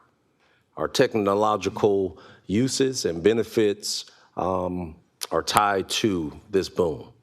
But it's also our responsibility to ensure that we're responsible in safeguarding our community. It's also it's important that we listen to the needs, but more importantly, that we carry the balance of what this means. Augusta is a city and county that is growing and it's developing. And with the introduction of the Cyber Center years ago, these are steps that are continuously going to follow on with the growth of technology. We benefit from the experience and knowledge of having a new planning and zoning director who's been in different municipalities where this has already happened years prior to now. Ms. Cameron brings experience from working in other municipalities that have seen this in 2022, as early as 2022, I believe, correct? Correct. So the biggest thing that we need to do, and I want to make sure that everyone understands, because this is a new zoning ordinance or ordinance that's going to be added to our existing code, it doesn't exist today. So that means we have to put something in place to cover all of us involved. And this isn't a, hey, I don't live in Haines Station, hey, I don't live here. This is for the community to ensure that we have the safeguards in place to encompass the growth of this technology throughout our county and throughout this nation. This is not a Augusta issue. This is a national, worldwide issue that everyone is having to deal with, and everyone's having to come to grips with how we govern this and how we manage this, but also how we safeguard our community. So fortunately, we have the benefit of having Director Cameron and her team, Dr. Malik and his team, Wes Bynes and utilities, and of course our other components, and led by our administrator. They've been working this in the background this entire time. So as we've been having these community issues, our team's been putting in the work to ensure that we get something in place. So I want to ask our administrator, Mr. Mayor, if I can, if she can kind of, expand upon, what the team's been working on and what, the thoughts and recommendations are from her as well. Thank you, Commissioner from the 5th, Administrator Allen. Yes, sir. First of all, Mr. Mayor, governing body, if it's appropriate for me to say hello to all of the people that came and participated in our meeting on the 27th. It is good to see everybody here again today. I even had the opportunity to hear Ms. Cherry do a presentation through Changemakers, and I was impressed. Had no idea this topic was coming up, but she had the foresight to start thinking about it. So as I had the opportunity, and I thank Commissioner Johnson for that, of being a panelist on that, it was great discussion, and she had done a lot of research. On May 27th, of course, we had the opportunity to go out in the community and discuss the zoning ordinance rewrite. As many of you may know, that ordinance has not been rewritten since 1963. We have had amendments to it, but it has not been a total rewrite since 1963. We realize also that a number of our constituents were not involved in that process or had no idea that this process was ongoing. So that was one of the things, the initial thing that Ms. Cameron and her team had in discussion with the administration is we need to make sure that our constituents are aware of what's going on. Let the people in the room as well as the people that are tuning in know that we heard them. We heard them loud and clear. And as I told them, I was happy, and I think many of them were surprised to see the passion, because that means we're getting somewhere. We're having those discussions. And we heard each and every one of them, from Dr. Keesee's dance in the middle of the floor to the respective requests that we have to streamline some of the data being found on our planning and development website page. Did we take care of that? Yes. All right, so I shouldn't have asked her that. But we have been working with our constituents, and we want you to know that. And I also had the opportunity to attend the data center meeting that the Chamber of Commerce hosted, and it was a great meeting. But what we do also recognize that in February, I think it was, the governing body asked us to look at a data center ordinance. We realize and recognize that the communities are, I mean, it's just now a part of the day-to-day for data centers to be a part and coexist in communities. But we also know the importance of making sure that our citizens' well-being is number one. That is the number one agenda. I cannot speak to 2022 and what happened when the first data, like many of you can't, the approval of the initial data center, because of course that was prior to my time as well. But I will say we have heard the voices of the constituents in regards to the data center. I did reach out to Ms. Cameron to see if we can pull out this piece to see how quickly we can come up with a respective ordinance to cover our data centers. It is important. And as many of you know, my background is technology. So I do understand the importance of having guidelines and guardrails in place when you do something of this caliber. Many of our, as Commissioner Johnson has mentioned, many of various agencies or communities have done the same thing. So I do believe in having a plan in place before you continue to do these things. I do agree with Ms. Cameron's recommendation. She says that she can have something drafted and within 45 days to bring back to the governing body. I would ask that we give her that 45 days to bring back that information. I also would say that I recommend that the everything is transparent. We continue to hear transparency, right, Dr. Keesee? We continue to hear it. Our goal is to make sure whatever draft we come up with, that draft is accessible on our website, and we'll have to make sure it's a direct link on the site so that everybody will be able to see what we're looking at. We want to make sure, as I hopefully told and confirmed to our citizens, the fact of the governing body as well as administration has a major interest in making sure that our constituents' voices are heard. And we're going to continue to do whatever we can to ensure that transparency is with this process as well as with the remaining zoning ordinance process. So with that, commissioners, based on the various meetings, based on the input that you heard today, I do agree with Planning and Development Director. I think we not necessarily, you know, I hate to say the word moratorium, it sounds a little hard, but I would say more of a pause in what we're doing until we have some guardrails in place. Thank you, Madam Administrator. Commissioner Clark, you still have the floor, sir. Yes, sir. Thank you, Madam Administrator, Director Cameron, and everyone involved in this process. Listen, this is an important step in Augusta taking steps to get it right. We can say all day long, we can point all day long about what's wrong. Unless you're bringing solutions to the table, then we're just complaining. And the solutions that we're hearing from the community all will be taken in consideration with the zoning process. This will be a public process. This will not be a behind closed door opportunity for any new addition to our existing code. Because remember, there is no existing ordinance that governs data centers. Right. This will be the first that Augusta Richmond County is having to engage in, just like our community members in Columbia County and surrounding areas, and again, throughout the state and the country. This is here and it's upon us. And it is our responsibility to ensure that we do it as responsible as possible, but we also think about all of the different considerations. Sir, you brought up a great point about the soil aspect. You all are bringing up great points about the power, the water, and we're all hearing all the different stories about this. I think another piece of this that needs to be included is continuous education throughout our community.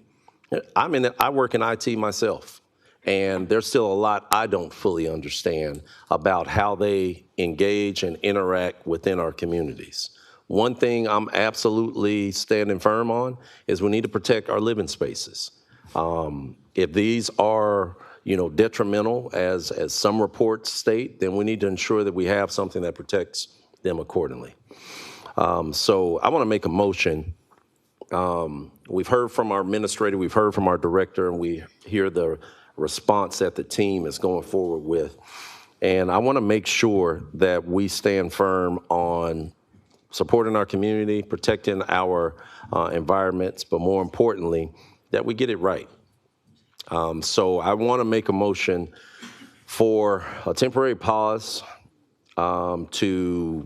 which essentially is leading to a limited term moratorium of ensuring that we get a zoning ordinance in place. Director Cameron and Administrator, if you all can verify, this would include 3 public readings of this as well. Is that correct? I would have to defer to legal just to confirm that that is something that's necessary. Thank you. So there'd be a notice for a hearing that would be the 15th, 15 days before. That'll be planning and zoning? Before planning commission. Okay. Then it would be on the agenda. For the committee? For the regular committee. Yes, sir. And then it would be on the regular commission meeting, and then it'd be whether or not you wish to waive your second reading, or it would go to the following meeting. All right. So ordinances do that. And I know, not to be overly lawyerly, but I've heard the number 45, but the 21st of July is 49 days. So I don't want to have look like a bait and switch that things happen before that meeting date. So Well, specifics matter. So 49 is the day that July falls 20, in line. that would be July 21st. Right. And it's 40, you said it's 49 days? Yes, sir. Okay. So All if right. someone was saying they wanted to do this pause for 45 days. Yes, sir. It would be more appropriate 49, or the date certain of July 21st. All right, so I'm making a motion to adopt a temporary moratorium on new data center related applications and approvals for 49 days to allow Augusta Richmond County to adopt a data center ordinance, which comes first. But this is about responsible growth, it's about transparency, but more importantly, it's about safeguarding our community, and it's making sure that we do the right thing. I want to make sure that the community understands these will be public meetings. They will be posted. Everyone is open and allowed to come in, and there will be opportunities for feedback to be provided during those times as well. But again, folks, this is our chance as a county and as a community to get this right. Is it going to be perfect? Nope, it's not. But at the end of the day, we have to ensure that we're leading with the right intentions, and more importantly, that we're working collectively together to get this right. That's my motion. I'll second it. Thank you, Commissioner Clark. Madam Clerk, I heard a second toward Commissioner Clark's motion. We have a few other colleagues in the queue. We're going to go through it. Mayor Pro Tem Wayne Guilfoyle. Is that Commissioner Rice? Commissioner Rice, a second. Thank you, Mr. Mayor. I would like to thank Ms. Sherry for doing her presentation and during the delegation portion, as well as everybody else that came before us.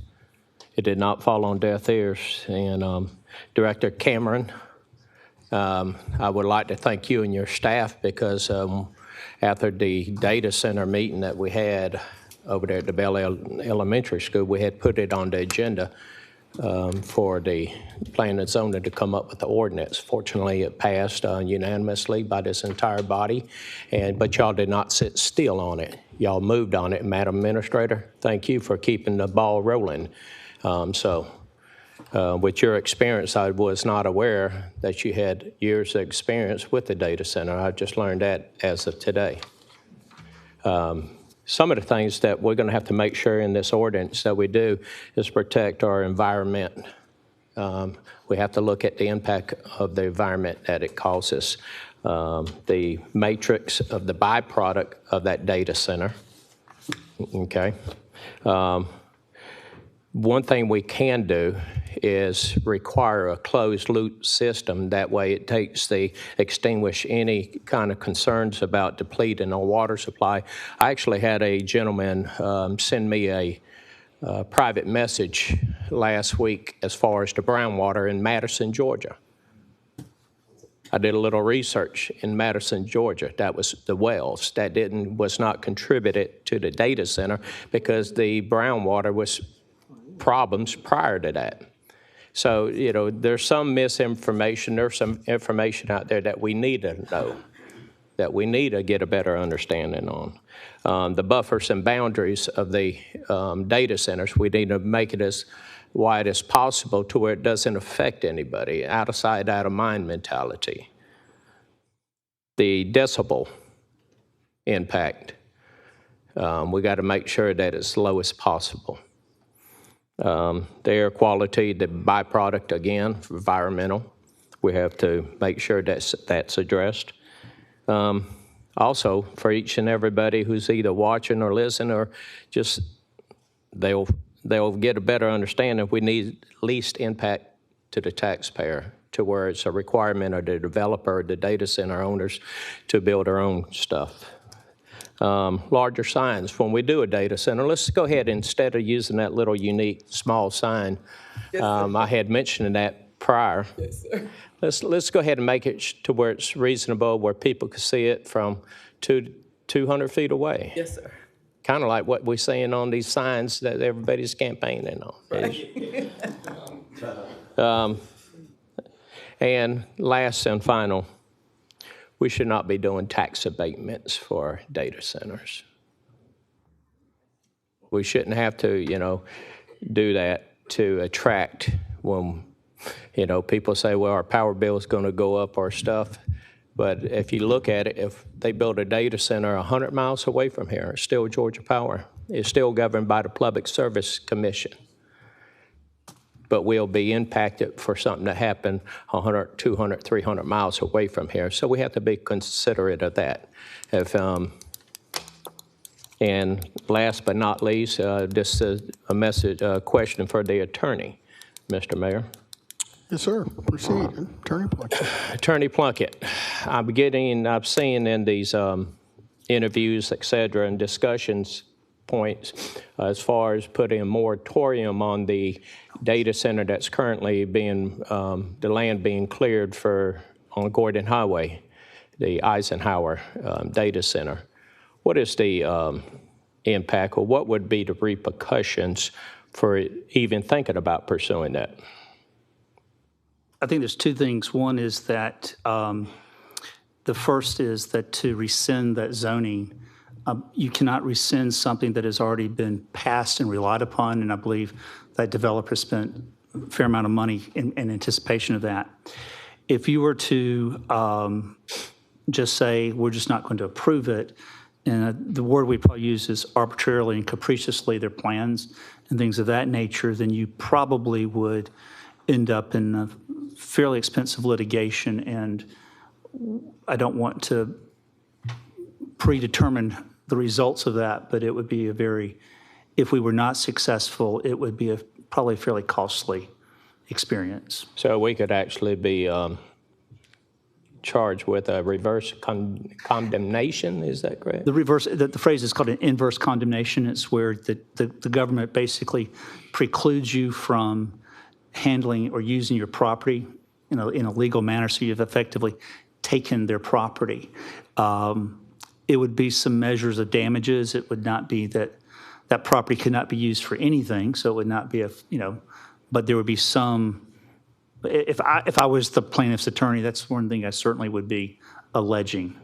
And so it would be very difficult to stop that current project, is the short answer. That's right. Okay. I just wanted to make sure to clear the air on that issue.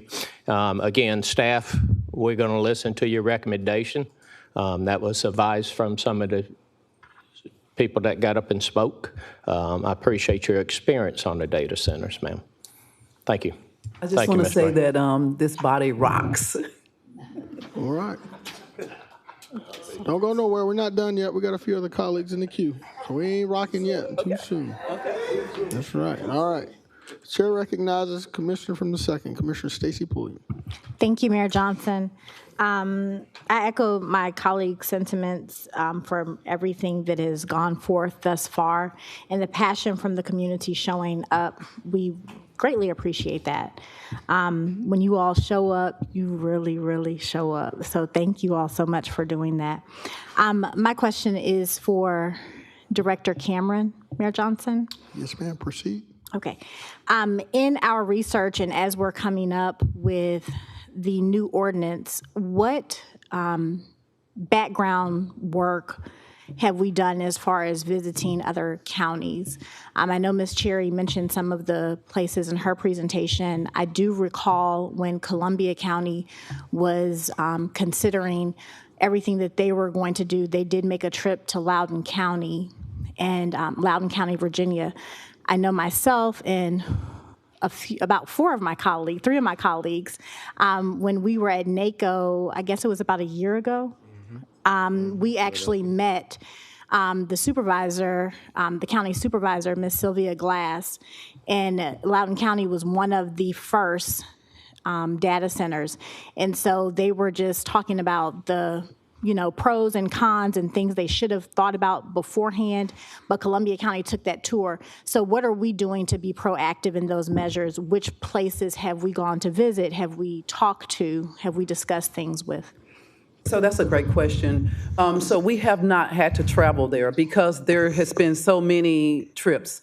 Last year, DeKalb County, that was writing their ordinance for data centers, also went to Virginia.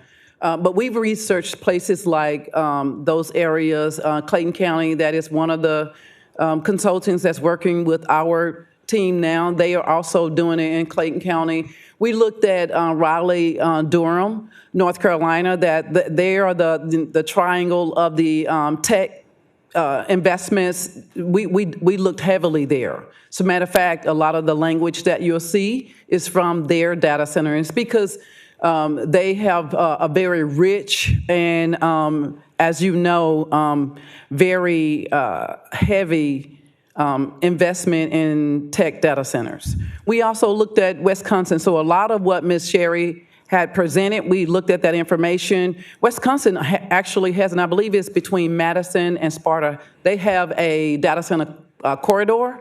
And that's one of the things that you'll see in the information that we'll send you. So we've kind of piggybacked off of what has already been done because like Commissioner Clark said, and many of you have already done your homework, we've done the research. We really didn't have to go out and we really don't have to reinvent the wheel because a great deal of that has already been done.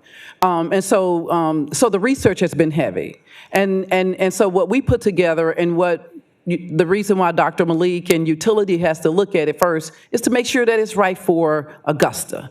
Augusta, as we know, is on the cusp of doing wonderful things and great things, and we just want to make sure that we have a product that is going to be enticing for those other areas. And that's the reason why we're putting this in place, because they're coming, and we want their business. We just want to make sure that we are great partners. Mm-hmm.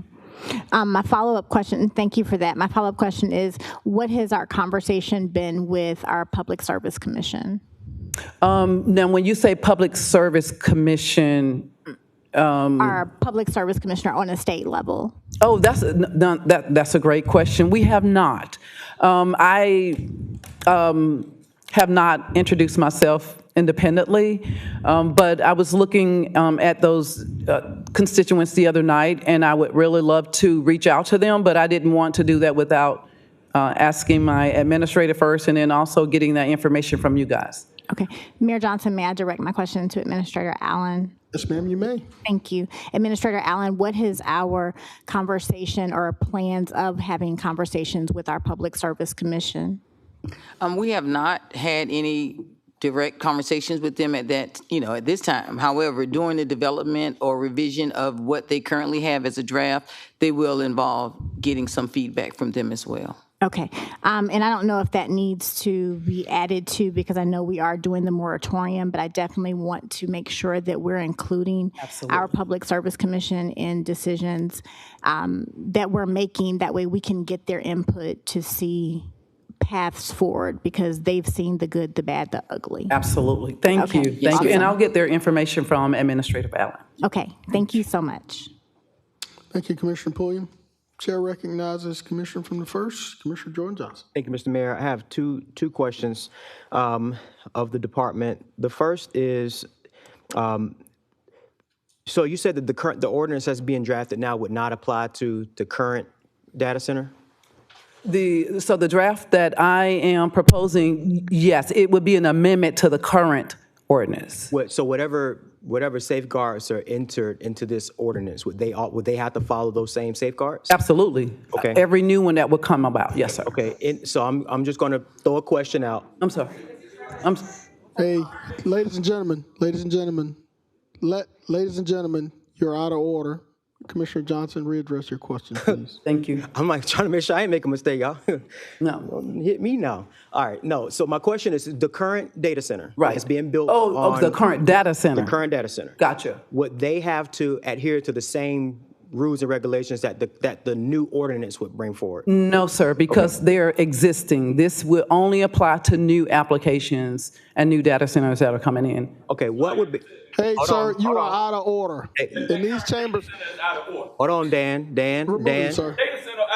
Dan, hold on, Dan. Remove from these chambers. Mr. Mayor, if I can ask that he not be removed. Hold on. Sir. Hold on. Move from these chambers. Mr. Mayor, if I can ask if Dan could stay in. I mean, it's, he just doesn't understand what we're asking. Dan can watch from outside. Oh, okay, well, let me make sure that we understand what's been asked here. Right. Okay. My question is, and the passion is here because we're being told that this is inevitable. They're coming to Augusta. They're not inevitable. Savannah has said no data centers, period. Other communities have said that. So I think the passion here is that people have their concerns, and I think that should be understood. Right.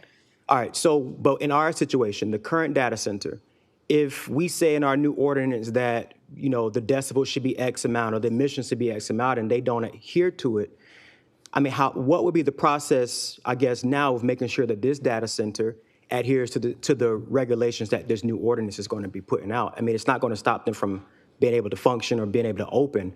But if we're talking about quality for every other part of town, what excludes the Haines Station, that West Augusta side of town, from having that same quality? So it would be like a grandfathered in. Anything that existed before your new amendments would be grandfathered in.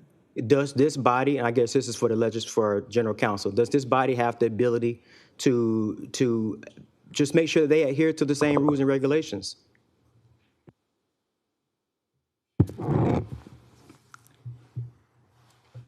The issue, what we'd have to look at is whether or not, and I don't know the answer, but I think I understand where you're going.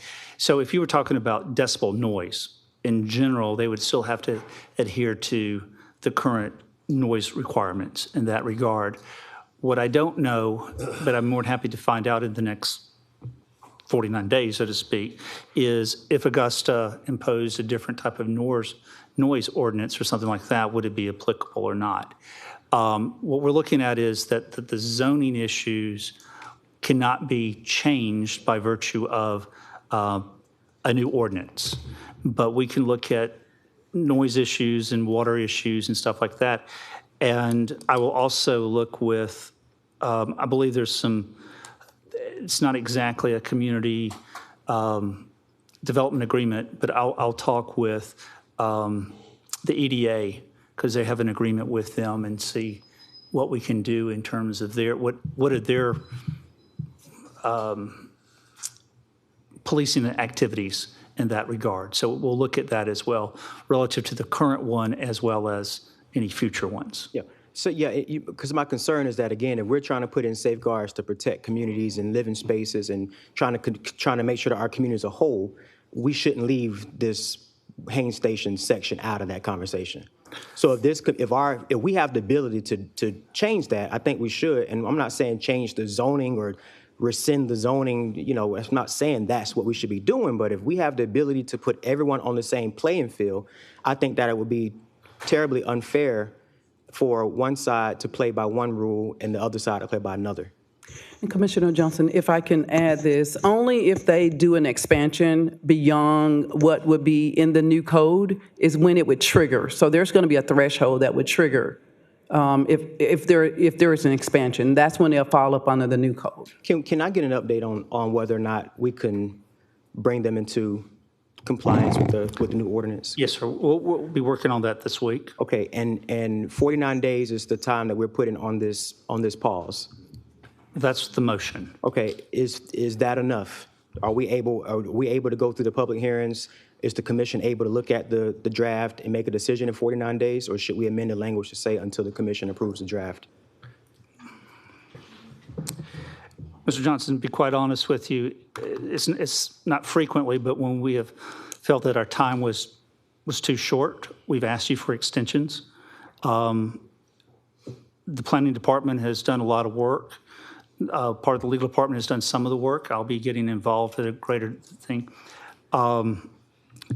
As lawyers, we like deadlines, because if you gave us 180 days, somewhere around 165, we're going to really start focus. So what I'm saying is, with the 49, I think what you're going to find is that you're going to have a very detailed work product, very intensely looked at by a number of different parties, mostly because we want to do a good job, but also because there's a lot of citizens that are going to be looking at it. I guess my question is that 49 days to get to us, or is passage also included in that 49 days? It would be going through Planning Commission and the committee cycle. But it would be, the 49th day would be the regular commission meeting. Okay. So we will be, I think there's time. Personally, I think we can get it done. And I think there's been more work done behind the scenes on a good document than, that it will be done properly. But obviously, if the planning department or the administrator or I felt that the work product is not adequate or it's not going to be, we're going to come back and ask you to extend. We're not above that to say we overpromised, but I think we could meet our promise. Okay, thank you. Thank you, Commissioner Johnson. Chair recognizes Commissioner from the 9th, Commissioner Francine Scott. Thank you, Mayor Johnson. I'd just like to make a comment. I know we throwing out number of days to get something done. And in the past, we get documents up here and haven't had adequate time to really look and review what it's going to be. This is so important, and we still have the unknowns with the data center that's here now. And we have not reached out to, I believe her name is Dr. Johnson, the Public Service Commissioner. I had an opportunity to meet with her, and I do have her contact information. We did have a brief conversation. So now we're saying, make sure we talk to our Public Service Commission. Also, I believe the Attorney Plunkett said EPA or EPD. So those are other levels of people that we need to go to. And yet, I don't know. I believe in the work that the planning and the administrator is doing, but we need to make sure we have expertise on what we are doing. So although I applaud you all for the work that you're doing, we need to be careful with this, and we need to make sure that the community is involved in it. So the Attorney Plunkett said 49 days is good, and we're going to have a chance to look at it prior to voting on it. I expect us to actually be able to do that. So those are my comments. Thank you, Mayor Johnson. Thank you, Commissioner Scott. Madam Clerk, we have a proper motion in the second by Commissioner Catherine Smith Rice. We're outside of our delegation portion, but ma'am, I did see your hand that you wanted to add something. I'm gonna give you a couple minutes if there's something you want to add, okay? You just... Now, I'm assuming you wanted me over here on this Okay. one. I need your name and where you reside, please. Sure. My Okay. name is Dorothy Smith. I live in Richmond County, Okay. About 6 miles away from the Haines Station, the proposed Eisenhower data center. Unfortunately, I missed the deadline to be able to speak earlier. I appreciate the opportunity to stand up here and address you. The one thing that I would like to say is I would rather that our government take their time with this and get as much citizen input into this, because as many people have pointed out, this affects not just us here in Richmond County, but also Columbia County, Aiken County, for a variety of reasons. I don't think when this first arose that there was enough information given to the community, especially Haines Station, which is right there, so that they could field their concerns before it went forward. Everybody keeps saying that it's coming, it's coming, it's coming. We can't do anything about it. Other people today have mentioned that there have been other municipalities that have done something about it. I believe Mr. Guilfoyle said that, or was it you that said Savannah? Or who said Savannah? Somebody said Savannah, said none. If we look at what just happened in Festus, Missouri, they tried to drop a $2 million data center in their backyard right before elections, and whatever, I don't know what their body was, I'm just going to say commissioner, could have been a council person, who voted for that got voted out. And the thing that tickled me the most was the 60-year-old man who had never run for anything in his life won the seat by 40 points based on that data center. So it doesn't have to happen this way, right? They're not inevitable. I'm looking at the Brookings Institute. This is from November of 25. At that time, the United States had 5,426 data centers. The next closest is Germany with 529. Well, that's a lot. Thank you, ma'am.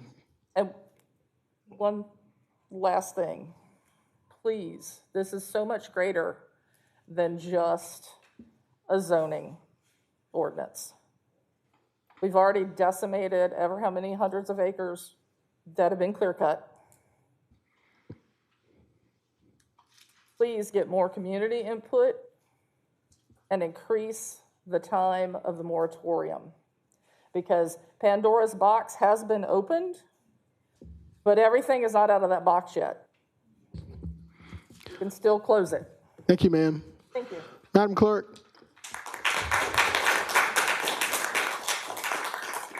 We have a motion and proper second based on the recommendation from our planning and zoning director and the recommendation of our administrator to put a temporary pause for 49 days, and we're going to include public input. We're prepared to vote.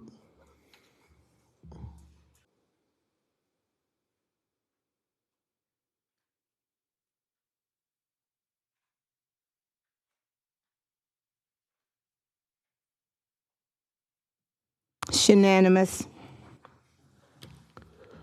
Thank you, Madam Clerk. Let's move on to the next item. Ladies and gentlemen, thank you all for being here for the data center. You're more than welcome to stay. We have just a couple more items, and we're going to stay in order.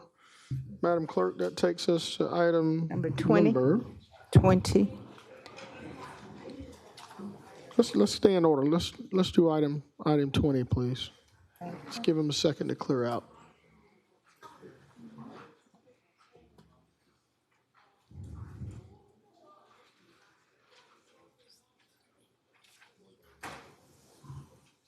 Item 20, discussion and review of the City of Augusta's waste haulers contract. So much, Madam Clerk. The Commissioner from the 6th, this is your item, sir. Thank you, Mayor Johnson. You know, disappointed is an understatement when I look at this particular item that I have on the agenda. I've been trying to get some resolution with this for the last 3 weeks, and it has come to a head. You know, a couple of weeks ago we talked about, I brought this before this body, and we looked at it from a litigious standpoint. So we paused it, we halted it, we took it to we ended up taking it to legal, and for some reason we did the same thing. I think we were really trying to get ahead of this, but I think now it has actually come to a head. And all we wanted to know was the city's position with this particular contract that we have with our waste hauler. We wanted to know what responsibilities, what areas that the city actually had, some input in. And I have Dr. Malik to be prepared today to actually answer some of these questions that we have, but it's to my understanding now there's been another development, new development in this particular subject matter here from General Counsel here. So I'm going to right now yield to General Counsel and let him or allow him to give us the input on this before we engage in any more conversation or go any further with this particular item here. Thank you, Commissioner Lewis. Interim General Counsel, Jim Plunkett. Mr. Mayor, and I thank you for your discretion there, Mr. Lewis.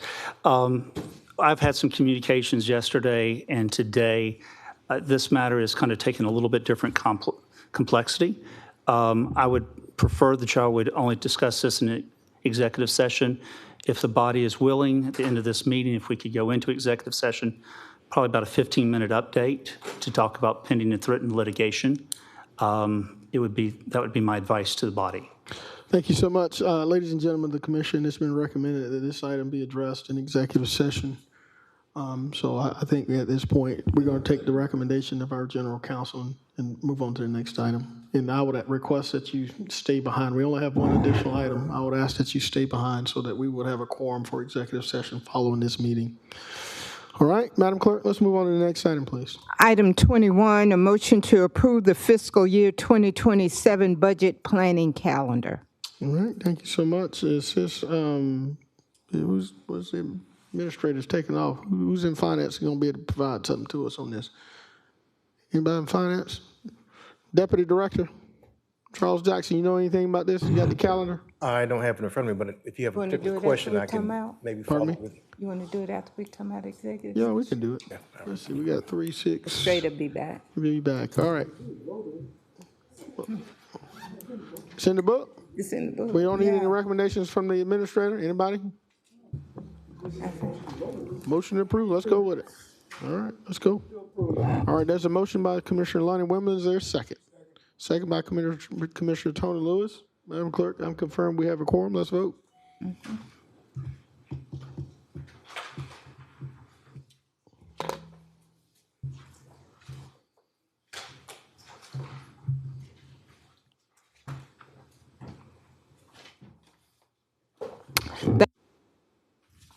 That motion carries with Ms. Rice, Mr. Clark, Mr.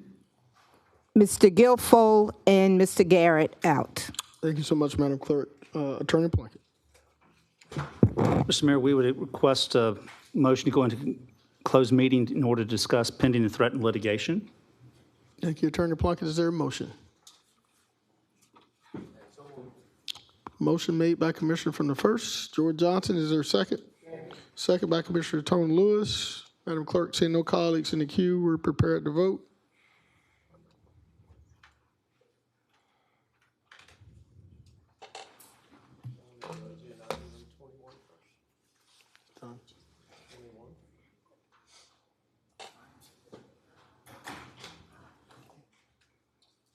That motion carries with Ms. Rice and Mr. Clark out, Mr. Garrett absent today. Thank you, Madam Clerk. Ladies and gentlemen, we're now suspended to executive session. You're more than welcome to wait if you'd like to hear if there's any dialogue as a result of it. But thank you so much for being here today, and we'll see you shortly.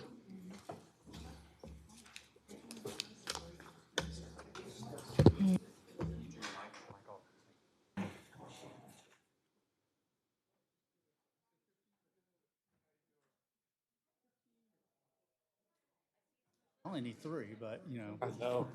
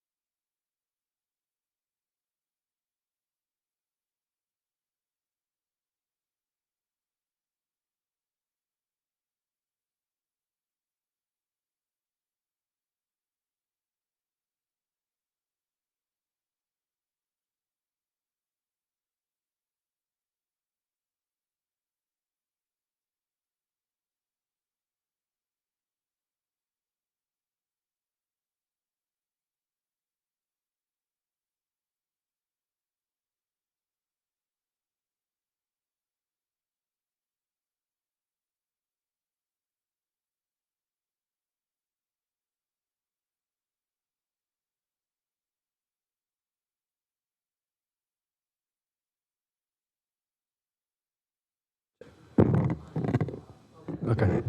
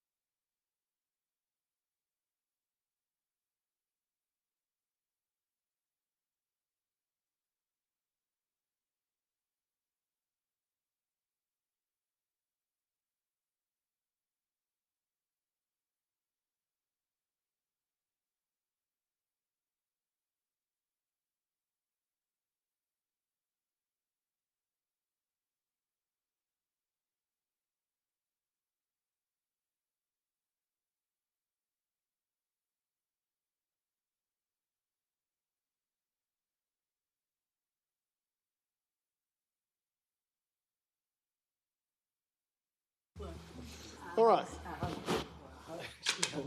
Good. Madam Clerk. Yes, sir. Call the session back to order. Attorney Plunkett. Mr. Mayor, we request a motion that authorizes you to execute the closed meeting affidavit. There's a motion by Commissioner Don Clark from the 5th. I heard a second by Mayor Pro Tem Wayne Guilfoyle. Madam Clerk, seeing no colleagues in the queue, we're prepared to vote.